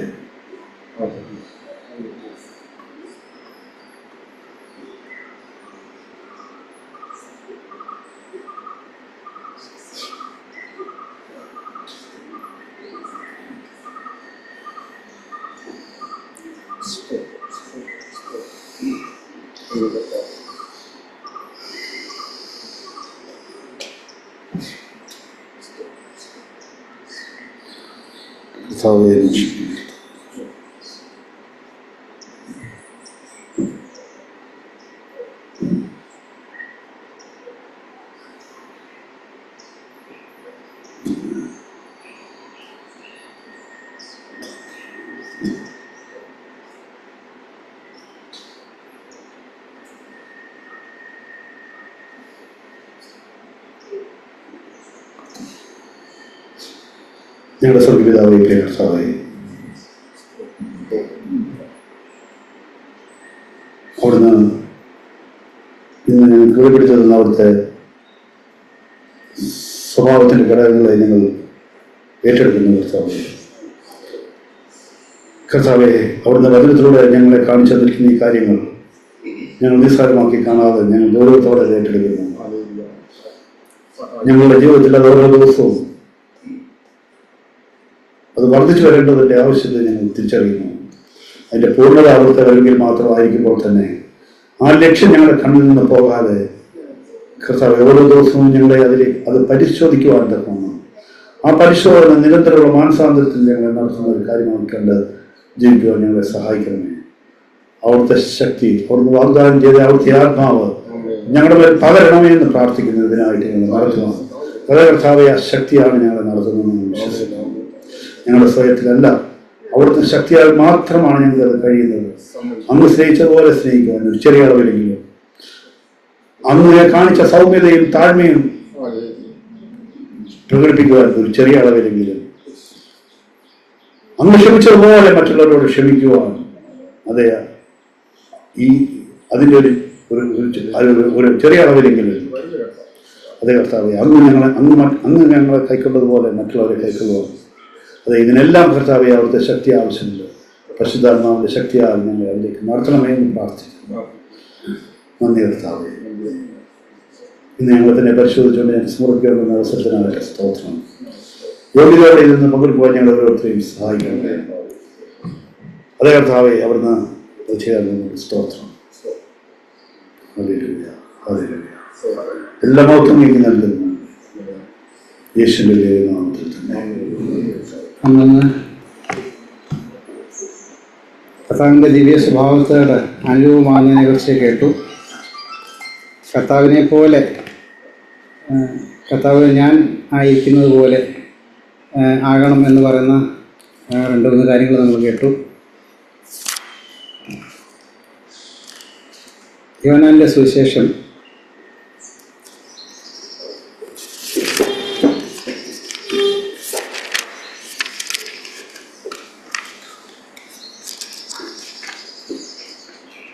10-ാമത്തെ അധ്യായത്തിൽ കർത്താവ് അതുപോലെ ഒരു കാര്യം കൂടെ പറയുന്നുണ്ട്. എൻ്റെ 14-ാമത്തെ വാക്യം നമ്മൾ വായിക്കുന്നത് എങ്ങനെയാണ്? ഞാൻ നല്ല ഇടയൻ, പിതാവ് എന്നെ അറിയുകയും ഞാൻ പിതാവിനെ അറിയുകയും ചെയ്യുന്ന പോലെ ഞാൻ എനിക്കുള്ളവയെ അറിയുകയും എനിക്കുള്ളവ എന്നെ അറിയുകയും ചെയ്യുന്നു. അപ്പം എനിക്കുള്ളവ എന്നെ അറിയുന്നത് ഏതുപോലെയാണെന്നാണ് കർത്താവ് പറഞ്ഞത്? ഞാൻ പിതാവിനെ അറിയുന്നത് പോലെ. ഞാൻ പിതാവിനെ അറിയുന്നത് പോലെ കർത്താവ് നമ്മളെ അറിയുന്നു, എനിക്കുള്ളവ എന്നെ അറിയുന്നു. അപ്പം നമ്മൾ കർത്താവിനെ അറിയേണ്ട ആ ഒരു സ്റ്റാൻഡേർഡും വെച്ചിരിക്കുന്നത് യേശു പിതാവിനെ അറിഞ്ഞതുപോലെയാണ്. നമ്മൾ ഈ സയൻസും പിള്ളേരൊക്കെ സ്കൂളിലൊക്കെ പോയി പഠിക്കുമ്പോഴേ നമുക്ക് ഈ പ്രാക്ടിക്കൽ നമ്മൾ ടെസ്റ്റ് പ്രാക്ടിക്കൽ നമ്മൾ ചെയ്യുമല്ലോ. എന്തിനാണ് ഈ പ്രാക്ടിക്കൽ ചെയ്യുന്നത്? പ്രത്യേകിച്ച് സയൻസിനകത്തൊക്കെ നമുക്ക് പ്രാക്ടിക്കൽ ഉണ്ട്. കണക്കിന് പ്രാക്ടിക്കൽ വളരെ കുറവായിരിക്കും, കാരണം കണക്കിന് തിയറി കൂടുതലാണ്. പക്ഷേ ആപ്ലിക്കേഷൻ വരുന്ന ഫിസിക്സിലും കെമിസ്ട്രിയിലും ബയോളജിയിലും ഒക്കെ പ്രാക്ടിക്കൽ ചെയ്യണം. ഈ പ്രാക്ടിക്കൽ ചെയ്യുന്നത് എന്തിനാണെന്ന് വെച്ച് കഴിഞ്ഞാൽ ഈ പ്രാക്ടിക്കൽ ചെയ്യാൻ പലപ്പോഴും പിള്ളേർക്ക് അറിയത്തില്ല. ഈ പ്രാക്ടിക്കൽ ചെയ്ത് കഴിയുമ്പോഴേ അറിയത്തുള്ളൂ, ഇത് സംഭവം ഇങ്ങനെയായിരുന്നു അല്ലേ എന്ന് മനസ്സിലാവുന്നത്. അപ്പോൾ ഞാൻ പറഞ്ഞത് നമ്മൾ പ്രാക്ടിക്കൽ ചെയ്യുന്നത് എന്തിനാ? കൂടുതൽ അറിയാനാണ്. അപ്പോൾ കർത്താവിനെ അറിയാൻ വേണ്ടിയിട്ട് നമ്മൾ, അപ്പോൾ ഞാൻ ഇത് ഇങ്ങനെ കേട്ട് വന്നപ്പോഴാണ് എനിക്കും അത് പെട്ടെന്ന് എൻ്റെ മനസ്സിൽ വന്നത്. ഈ പ്രാക്ടിക്കലായിട്ട് നമ്മൾ ചെയ്യുമ്പോഴാണ് നമ്മൾ കർത്താവിനെ അറിയുന്നത്. അപ്പോൾ നമ്മൾ കർത്താവിനെ അനുസരിക്കുമ്പോഴാണ് നമ്മൾ കർത്താവിനെ കൂടുതൽ അറിയുന്നതെന്ന് പെട്ടെന്ന് ഞാനത് അങ്ങ് ചുരുക്കം പറയുവാണ്. നമ്മൾ ബ്രദർ പറഞ്ഞു ഈ ഇസ്രായേൽക്കാരോടുള്ള ബന്ധത്തിൽ പ്രവാചകൻ ഇങ്ങനെ പറയുന്നുണ്ട്, ഈ ഇസ്രായേൽ തെറ്റിപ്പോയ വഴികളൊക്കെ പറഞ്ഞിട്ട് ഇങ്ങനെ പറയുന്നുണ്ട്, നീ സമ്മതിക്കുക മാത്രം ചെയ്യുക, നിന്റെ കാര്യങ്ങളൊക്കെ സമ്മതിക്കുക മാത്രം ചെയ്യുക. അപ്പം കർത്താവിന് നമ്മളെക്കുറിച്ചുള്ള ആഗ്രഹം നമ്മൾ അക്സെപ്റ്റ് ചെയ്ത് കർത്താവിനെ നമുക്കിത് സാധിക്കുന്നില്ല, നമുക്ക് നമ്മുടെ ആഗ്രഹങ്ങളൊന്നും നമ്മുടെ എഫേർട്ട് കൊണ്ട് പറ്റുന്നില്ല, നമ്മളത് സമ്മതിച്ച് കർത്താവിൻ്റെ അടുത്ത് വന്ന് ആ ആഗ്രഹത്തോടെ കർത്താവിൻ്റെ അടുത്ത് വരുന്നതിനെ കുറിച്ചാണ് കർത്താവ് പറയുന്നത്. അപ്പം അങ്ങനെ കർത്താവ് നമ്മളോട് കർത്താവിൻ്റെ അടുത്ത് വരുമ്പോൾ അവനെക്കുറിച്ച് അറിയാൻ, കർത്താവിനെ അറിയുക എന്ന് പറയുന്നതാണ് ഇതിൻ്റെ ആത്യന്തികമായിട്ടുള്ള. നമ്മളിപ്പം സ്വർഗത്തിൽ ചെന്നാലും നമ്മൾ കർത്താവിനെ ദൈവത്തെയാണ് അറിയുന്നത്. ദൈവത്തെ അറിയുന്ന ആ ഒരു കാര്യത്തിൽ നമുക്കൊന്നും ആയിട്ടില്ല. അപ്പം ഇതിൻ്റെ എല്ലാം അടിസ്ഥാനപരമായിട്ടുള്ള കാര്യത്തിൽ വരുമ്പോൾ ഈ നമ്മുടെ പ്രാക്ടിക്കലായിട്ടുള്ള കാര്യങ്ങൾ കൂടെ നമ്മൾ കർത്താവിനെ കൂടുതൽ അറിയുന്നു. അങ്ങനെ കർത്താവിനെ അറിയുമ്പോഴാണ് എന്താവുന്നത്, നമ്മൾ അവൻ്റെ സ്വഭാവത്തോട് അനുരൂപനാകാനായിട്ട് നമ്മൾ ശ്രമിക്കുന്നത്. ഈ ദൈവത്തിൻ്റെ സംഗതിയിൽ നമ്മൾ ഇരിക്കുകയും ദൈവത്തിൻ്റെ വചനം കേൾക്കുകയും അത് നമ്മൾ പ്രാക്ടീസ് ചെയ്യുകയും ചെയ്യുമ്പോഴാണ് നമുക്ക് കർത്താവിനെ പോലെ ആകണമെന്ന് നമുക്കുള്ള ആഗ്രഹം നമ്മളുടെ അധികം വരുന്നത്. നമ്മൾ അതിൽ നിന്ന് അകന്നിരിക്കുമ്പം നമുക്ക് അതിനോട് വലിയ താല്പര്യം വരുന്നില്ല. പക്ഷെ ഓരോന്നും ഇവിടെ വന്നു കഴിഞ്ഞപ്പം എനിക്ക് ഷുഗർ ഉണ്ടല്ലോ, ഇപ്പോൾ ഇവിടെ അപ്പുറത്ത് മാവിന് നല്ല നാടൻമാങ്ങയുണ്ട്. അപ്പം ഒരെണ്ണം തിന്നു കഴിഞ്ഞാൽ പിന്നെ അവൻ്റെ ടേസ്റ്റ് പിടിച്ച് കഴിഞ്ഞിട്ട് നമ്മൾ വിടത്തില്ല. പുറകെ ഞാനിവിടുന്ന് ഇടയ്ക്കിടയ്ക്ക് ഇറങ്ങി പോയി തൊഴിയുന്നുണ്ടോ എന്ന് നോക്കി. അങ്ങനെ ഷുഗറൊക്കെ കൂടിയായിരുന്നു. എന്നാലും ഇതിൻ്റെ ടേസ്റ്റ് നമ്മൾ കിട്ടിക്കഴിഞ്ഞാൽ പിന്നെ നമുക്ക് ഈ വിടത്തില്ല. ആ നാടൻ മാങ്ങയുടെ ടേസ്റ്റ് നല്ല ടേസ്റ്റ് എന്ന് പറഞ്ഞ കർത്താവിനെ നമ്മൾ അവൻ്റെ ആ വഴിയിൽ നടന്ന് പ്രാക്ടീസ് ചെയ്യുമ്പം അപ്പോൾ ആ അറിയുന്നത് നമ്മളെ കൂടുതൽ കർത്താവിനെ അറിയാനായിട്ട് ഉത്സാഹിപ്പിക്കും. നമ്മൾ അറിയാൻ ശ്രമിക്കുന്നില്ലെങ്കിൽ നമുക്കത് അറിയാൻ താല്പര്യം വരില്ല. അപ്പോൾ നമ്മൾ ശ്രമിക്കുമ്പോഴാണ് നമുക്കതിൻ്റെ അറിയാനായിട്ട് നമുക്ക് കൂടുതൽ ആഗ്രഹം വരികയും നമ്മളെ കർത്താവിൻ്റെ സ്വഭാവത്തോട് അനുരൂപനാകുക എന്നൊക്കെ ശ്രമിക്കുന്നത്. ഇത് പറയുമ്പോൾ എന്നോട് തന്നെ ഒരുപാടും തോന്നുന്നുണ്ട്. ഞാൻ പലപ്പോഴും അറിയാൻ ശ്രമിക്കുന്നതിൽ ഞാൻ പലപ്പോഴും ഉഴപ്പി മാറിപ്പോയിട്ടുണ്ട്. ദൈവം എന്നെ സഹായിക്കണം, നമ്മളെ ഓരോരുത്തരും ദൈവം സഹായിക്കണം, നമുക്കതിനായിട്ട് പ്രാർത്ഥിക്കാം. ദൈവം നമ്മളെ നടത്തട്ടെ. അപ്പോൾ നമ്മുടെ കോൺസെൻട്രേഷൻ നമ്മൾ വെക്കേണ്ടത് കർത്താവെ അറിയുന്നതിൽ, കർത്താവിനെ അനുഭവിക്കുന്നതിൽ, അവനെ അനുസരിക്കുന്നതിൽ അധികം മുതിർന്ന് വരുവാൻ തക്കണം. ദൈവം നമ്മെ സഹായിക്കട്ടെ. കർത്താവിൻ്റെ ശിഷ്യന്മാർ കർത്താവ് രക്ഷയെക്കുറിച്ചുള്ള കാര്യങ്ങളൊക്കെ പറഞ്ഞപ്പോഴത്തേനും ശിഷ്യന്മാർ ചോദിച്ചു, ഇതൊക്കെ ചെയ്യാൻ ഇനി ആർക്ക് പറ്റും? അപ്പോൾ കർത്താവ് പറഞ്ഞ എന്താ? മനുഷ്യനാൽ അസാധ്യം, ദൈവത്താൽ സാധ്യം. അപ്പം നമ്മൾ പറഞ്ഞത് ദൈവമേ നമ്മൾ സമ്മതിക്കുക, നമ്മൾ സമ്മതിച്ച് കർത്താവ് പറഞ്ഞാൽ നീ സമ്മതിക്കാൻ മാത്രം ചെയ്യുക. നമ്മൾ സമ്മതിച്ച് കർത്താവിൻ്റെ അടുത്ത് വരുമ്പോൾ തന്നെ കർത്താവ് നമ്മളെ സഹായിക്കും. നമ്മൾ ഈ സമ്മതിക്കുക എന്ന് പറഞ്ഞാൽ ഇതിനകത്ത് രസമുള്ള കാര്യങ്ങളുണ്ട്. ഈ ഡാനിയൽ മോൻ പഠിക്കുന്നുണ്ട്. അപ്പോൾ അവിടെ ഞങ്ങൾ ചില കാര്യങ്ങളൊക്കെ പറയുമ്പോഴത്തേനും പുള്ളി എടാ ഇന്നായിരുന്നു പ്രശ്നം എന്നൊക്കെ പറഞ്ഞു പുള്ളി സമ്മതിക്കും. ശരിയാ അങ്ങനെയാണ്. അപ്പോൾ അത് കഴിച്ച് പിന്നെ വിളിക്കുമ്പം അത് വീണ്ടും സമ്മതിക്കുക. അപ്പം നമ്മൾ ഈ സമ്മതിച്ച് മാത്രം ഇരിക്കല്ല, നമ്മൾ സമ്മതിക്കുക എന്ന് പറയുമ്പോൾ അതിൻ്റെ അർത്ഥം എന്താ വെച്ച് കഴിഞ്ഞാൽ നമ്മളെന്താ സമ്മതിക്കുന്നത് അറിയോ? നമുക്ക് ചെയ്യാൻ പറ്റത്തില്ല എന്നുള്ളൊരു കാര്യം നമ്മൾ സമ്മതിക്കുന്നുണ്ട്. പിന്നെ അതിൻ്റെ കൂടുതൽ തന്നെ കർത്താവ് നിനക്കത് ചെയ്യാൻ പറ്റും. നമ്മൾ നെഹമ്യാവിന്റെ പുസ്തകത്തിൽ വായിക്കുമ്പോൾ അവിടെ ഒരു വാക്യം ഉണ്ടല്ലോ, നമ്മൾ സാധാരണ കേട്ടുള്ള വാക്യം, ആകിയാൽ സ്വർഗത്തിലെ ദൈവം കാര്യം സാധിപ്പിക്കും. ഞങ്ങളുടെ ദാസന്മാര് അല്ലേ, നിന്റെ ദാസന്മാർ ഞങ്ങൾ എഴുന്നേറ്റ് പണിയും. അപ്പൊ ഇതാണ് സമ്മതിക്കുന്നത്. നമ്മൾ എഴുന്നേറ്റ് പണിയാനായിട്ടാണ് സമ്മതിക്കുന്നത്. കർത്താവ് കാര്യം സാധിപ്പിക്കും എന്നുള്ള കാര്യമാണ് നമ്മൾ സമ്മതിക്കുന്നത്. ഇത് നമ്മൾ സമ്മതിക്കുമ്പോൾ നമ്മുടെ ജീവിതത്തിലെ പണി ദൈവം നടത്തും.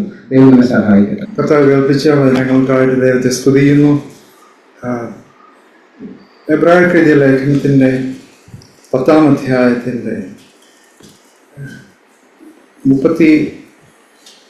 എബ്രായർ 10-ാം അധ്യായം അതിൻ്റെ 38-ാമത്തെ വാക്യം നമ്മൾ കേട്ട വചനത്തോടുള്ള ബന്ധത്തിൽ തന്നെ നമുക്ക് ഇതും കൂടെ വായിക്കട്ടെ. എന്നാൽ എൻ്റെ നീതിമാൻ വിശ്വാസത്താൽ ജീവിക്കും, പിന്മാറുന്നുവെങ്കിൽ എൻ്റെ ഉള്ളത്തിന് അവനിൽ പ്രസാദമില്ല. എൻ്റെ നീതിമാൻ വിശ്വാസത്താൽ ജീവിക്കും. അപ്പോൾ നമ്മളിന്ന് നമ്മളുടെ പിതാവിൻ്റെ നമ്മളെക്കുറിച്ചുള്ള ഹിതത്തെക്കുറിച്ച് അധികമായിട്ട് നമുക്കൊരു വെളിപ്പാടുണ്ടായി. നമുക്ക് നമ്മളെ തന്നെ വിധിക്കുവാനായിട്ട് ചില സാഹചര്യങ്ങൾ, വീണ്ടും ചില കാര്യങ്ങൾ നമ്മൾ നേരത്തെ കേട്ടത് തന്നെ ആണെങ്കിലും ദൈവാത്മാവ് പുതുതായി നമ്മളുടെ മനസ്സിനെ ഉണർത്തി. കർത്താവിൻ്റെ തികഞ്ഞ സ്നേഹം, അവൻ എങ്ങനെ എന്നെ തികഞ്ഞ രീതിയിൽ സ്നേഹിച്ചോ അതേ രീതിയിൽ തന്നെ എൻ്റെ സഹോദരനെ, എൻ്റെ സഹോദരിയെ, എൻ്റെ അയൽക്കാരനെ സ്നേഹിക്കുവാനായിട്ടുള്ള എൻ്റെ പിതാവിന് എന്നെക്കുറിച്ചുള്ള ഇഷ്ടം, അതിലേക്ക് അവൻ എന്നെ വിളിച്ചിരിക്കുന്നു എന്നുള്ളതിനെ കുറിച്ച് നമ്മളുടെ ആത്മാവിൽ നമ്മൾ അല്പം കൂടെ ഉണർത്തപ്പെട്ടു. അപ്പോൾ ഉണർത്തപ്പെട്ട ദൈവത്തിൻ്റെ നീതിമാൻ, അങ്ങനെ ഉണർത്തപ്പെട്ട ദൈവത്തിൻ്റെ നീതിമതിയായുള്ള സഹോദരി, അവർ എങ്ങനെ ജീവിക്കും? അവർ വിശ്വാസത്താൽ ജീവിക്കും. ഞാൻ പ്രിയപ്പെട്ടവരെ, വിശ്വാസം എന്നത് ആശിക്കുന്നതിന്റെ ഉറപ്പ്. ഞാൻ ഇതിലേക്ക് വിളിക്കപ്പെട്ടിരിക്കുന്നു, ഞാൻ എൻ്റെ ആശ അതിൽ ഒരിക്കൽ വെച്ചു. ഇപ്പോ ഞാൻ ചില കാര്യങ്ങൾ കാണുന്നില്ല, ആ കാര്യങ്ങൾ കാണുന്നില്ല. ഇപ്പൊ ഞാൻ നോക്കുമ്പോൾ ചിലപ്പോൾ എൻ്റെ ഹൃദയത്തിൽ എനിക്ക് തോന്നുന്നു, ഓ ദൈവമേ, ഇതിങ്ങനെയാണ്. പക്ഷെ എൻ്റെ ഹൃദയത്തിൽ ഒരു ആഗ്രഹം പോലും ചില കാര്യങ്ങളെ കുറിച്ച് ഇല്ലല്ലോ എന്ന് തോന്നുമ്പോൾ, അതാണ് കാണാത്ത കാര്യങ്ങൾ എനിക്ക് കാണാൻ കഴിയുന്നില്ല. എന്നാൽ ഞാൻ അത് കാണാത്ത കാര്യം കാണുന്നത് പോലെ നിശ്ചയിക്കപ്പെട്ടതാണ്. വൈ? എന്തുകൊണ്ടാണത് കാണാത്തത് നിശ്ചയിക്കപ്പെട്ടിരിക്കുന്നത്? എന്തുകൊണ്ടാണ്? കാരണം ഇത് നമ്മളൊരു സന്യാസിയല്ല, സന്യാസ ജീവിതമല്ല ഇത്. ഇനിയും ഞാൻ പോയി ഇച്ചിരി കൂടെ ബുദ്ധിമുട്ടി ഞാൻ ഒന്നുകൂടെ ശ്രമിച്ചിട്ട് അടുത്ത മാസത്തെ കർത്തൃമേശയുടെ സമയമാകുമ്പോഴത്തേക്ക് ഞാൻ ഇച്ചിരി കൂടെ ഇങ്ങനെയാകും. അതല്ലേ എൻ്റെ വിശ്വാസം. പിതാവേ, ഇതാകുന്നു എന്നെക്കുറിച്ചുള്ള നിന്റെ ഹിതം. ഇതിലേക്കാണ് നീ എന്നെ വിളിച്ചിരിക്കുന്നത്. നീ എന്നെ ഇങ്ങനെ ആക്കി തീർക്കും. ഇത് എന്നിലല്ല സംഭവിക്കുന്നത്, മറിച്ച് സുവിശേഷം എന്നതോ അത് അല്ല. സുവിശേഷം, റോമർക്ക് എഴുതിയ ലേഖനത്തിൽ സുവിശേഷത്തെക്കുറിച്ച് എന്താ പറയുന്നത്? നമ്മൾ വിശ്വസിക്കുന്ന യേശുവിന്റെ സുവിശേഷം, നമുക്കായി വെളിപ്പെട്ട ദൈവത്തിന്റെ പരിജ്ഞാനത്തിൽ നമുക്കായി വെളിപ്പെട്ട യേശുവിന്റെ സുവിശേഷം. റോമർ 1-ാം അധ്യായത്തിന്റെ 16-ാം വാക്യത്തിൽ പറയുന്നത്, സുവിശേഷത്തെ കുറിച്ച് എനിക്ക് ലജ്ജയില്ല. സുവിശേഷം എന്താണ്? വിശ്വസിക്കുന്ന എല്ലാവർക്കും, അതിൽ യഹൂദനെന്നും യൗവനെന്നും വ്യത്യാസമില്ല, വിശ്വസിക്കുന്ന എല്ലാവർക്കും രക്ഷയ്ക്കായിട്ടുള്ള ദൈവത്തിന്റെ ശക്തിയാകുന്ന സുവിശേഷം. യേശുവിൽ നമ്മളെ വിളിച്ചിരിക്കുന്നത്, ഈ സുവിശേഷം നമ്മളുടെ ഹൃദയത്തിൽ വിളങ്ങുവാൻ തക്കവണ്ണം ദൈവം കൽപ്പന അയച്ച് നമ്മളെ രക്ഷിച്ചത്. അതിലെന്താണ്? ദൈവത്തിന്റെ ശക്തി വെളിപ്പെടുകയാണ് എൻ്റെ ജീവിതത്തിൽ ചെയ്യുന്നത്. അതാണ് സുവിശേഷം. നമ്മൾ കേട്ട ദൈവഹിതം നമ്മിൽ വെളിപ്പെടുവാൻ തക്കവണ്ണം, എന്നെ ഇതിലേക്ക് കൊണ്ടുവരുവാൻ തക്കവണ്ണം, യേശുവിനെ മരിച്ചവരുടെ ഇടയിൽ നിന്ന് ഉയർപ്പിച്ച ദൈവത്തിന്റെ വ്യാപാര ശക്തി, അതേ വ്യാപാര ശക്തി എൻ്റെ ഈ മരിച്ച എല്ലൻ കഷ്ണമായിരിക്കുന്ന ആത്മാവിന്റെ ജീവനില്ലാത്ത അസ്ഥികൂടമായിരിക്കുന്ന ഈ അസ്ഥികൾ എഴുന്നേറ്റ് ജീവിക്കുവാൻ തക്കവണ്ണം ദൈവത്തിന്റെ വ്യാപാര ശക്തി എന്നിൽ പ്രവർത്തിക്കുന്നു. അതാണ് സുവിശേഷം. അപ്പം ഇത് നടക്കാത്ത കാര്യമല്ല. ഇത് ആമേൻ, യേശുവിന്റെ നാമത്തിൽ അത് എന്റെ ജീവിതത്തിൽ അവൻ നടത്തും. It is going to be possible. It is possible. That which is impossible for man is possible for God. മനുഷ്യന് അസാധ്യം എന്ന ദൈവത്താൽ സകലവും സാധ്യം. ഈ സുവിശേഷം, ഈ വിശ്വാസം, അത് നമ്മൾക്കുള്ളതാണ് പ്രിയപ്പെട്ടവരെ. നമുക്ക് വിശ്വാസത്തോടെ നടക്കാം. Let us walk. വിശ്വാസം അത് പ്രസംഗിക്കാനുള്ള ഒരു കാര്യമല്ല, എൻ്റെ ഹൃദയത്തിൽ തീരെയായിട്ടിരിക്കേണ്ട ഒരു കാര്യമല്ല. ഞാൻ ലോർഡ് ഒന്ന്, എന്റെ വിശ്വാസം, പിതാവേ, ഇതാണ് എന്നെ കുറിച്ചുള്ള നിന്റെ ഹിതം. രണ്ടാമത്, lord, I am not like this, ഞാൻ ഇങ്ങനെയല്ല. മൂന്നാമത്, കർത്താവേ, നിന്റെ വ്യാപാര ശക്തി എന്റെ ജീവിതത്തിൽ ഇത് ചെയ്യും. എന്നിൽ നല്ല പ്രവൃത്തി തുടങ്ങിയ ഈ കർത്താവ്, എന്നിൽ തുടങ്ങിയ ഈ പ്രവൃത്തി അവൻ ആ ഉപനിധിയെ കാക്കും, ഇതെന്നിൽ നിവർത്തിക്കും. കർത്താവ് അത് ചെയ്യട്ടെ. ആമേൻ. ഞാനിങ്ങനെ രാജീവ് സംസാരിച്ചുകൊണ്ടിരിക്കാൻ ഓർക്കുകയായിരുന്നു രാജീവിനെ കുറിച്ച്. ഇവിടെ ഇരിക്കുന്ന ആലപ്പുഴയിലെ ഭൂരിപക്ഷം പേർക്കും അല്ലെങ്കിൽ കാൺപൂരിലെ ഭൂരിപക്ഷം പേർക്കും അറിയാത്തൊരു കാര്യമുണ്ട്. വളരെ വർഷങ്ങൾക്ക് മുമ്പ് രാജീവിന്റെ കോളേജ് ഡേയ്സാണ്. 95-ലൊക്കെ രാജീവ് എന്ത് ചെയ്യുക, 96-ലൊക്കെ പ്രീ ഡിഗ്രി, 96, 97 ഡിഗ്രി. ആ 96, 97-ലൊക്കെ രാജീവ് കായംകുളത്ത് രാമപുരത്തുനിന്ന് ബൈക്കിൽ എല്ലാ കോട്ടേജ് മീറ്റിങ്ങിനും ആലപ്പുഴ വരുമായിരുന്നു. അന്ന് ഞാൻ കോട്ടേജ് മീറ്റിംഗ് ലീഡ് ചെയ്യുന്ന എൻ്റെ കൂടെ എൻ്റെ അസിസ്റ്റന്റ് രാജീവായിരുന്നു. അന്ന് ഞാനും രാജീവും കൂടെ ആയിരുന്നു അന്ന് അവിടെ മീറ്റിംഗ് നടത്തിയത്. ഞാനും രാജീവും കൂടെ. രാജീവ് അന്ന് പ്രീ ഡിഗ്രിക്ക് പഠിക്കുന്നതേ ഉള്ളൂ. ചെറുപ്പക്കാരനായ രാജീവ്. അന്ന് രാജീവും ഞാനും രാജീവ് അന്ന് എന്നെ ഈ ഉത്തരവാദിത്വം ഏൽപ്പിച്ച സഹോദരൻ അന്ന് എൻ്റെ കൂടെ സഹായിയായിട്ട് തന്നത് രാജീവിനെയായിരുന്നു. രാജീവ് അന്ന് ഇത്രയും കഷ്ടപ്പെട്ട് ഞാനന്ന് പല രാത്രികളിൽ ഞാൻ വിഷമിച്ചിട്ട് ഞങ്ങൾ ഓർത്തിട്ടുണ്ട്. ഈ മഴയൊക്കെ പെയ്യുന്ന ഭയങ്കര ശക്തമായ മഴയത്ത് രാജീവ് ബൈക്ക് ഓടിച്ച് ഇത്രയും ദൂരം, നിങ്ങൾക്ക് എല്ലാവർക്കും അറിയാൻ ഇപ്പം എന്ത് ദൂരം ഉണ്ടെന്നുള്ളത്. ആലപ്പുഴ ടൗണിൽ നിന്ന് രാമപുരം വരെ വരുന്ന ദൂരം ബൈക്കിൽ എല്ലാ ആഴ്ചയിലും കോട്ടേജ് മീറ്റിങ്ങിന് വരുമായിരുന്നു. അതിനുശേഷം രാജീവിനെ ദൈവം ഒത്തിരി സാഹചര്യങ്ങളിലൂടെ നടത്തി ഒത്തിരി ദൈവമായിട്ട് അടുത്ത്. പക്ഷെ അത് രാജീവിന്റെ ചെറുപ്പത്തിലുള്ള ഉള്ളൊരു അനുഭവമാണ്. അത് രാജീവ് അതിനെ വരുമതിച്ച്, ഞാനതിനെ വരുമതിക്കുന്നു. രാജീവിനെ ദൈവം വന്ന് നടത്തിയ വഴികളിൽ ഒരുപാട് പിന്നീട് അനുഗ്രഹമായിട്ട് തീർന്നിട്ടുണ്ട്. രാജീവിനെ ഓർത്തി ദൈവത്തെ സ്തുതിക്കുന്നു. നിങ്ങൾക്ക് പലർക്കും അറിയത്തില്ല രാജീവിനെ.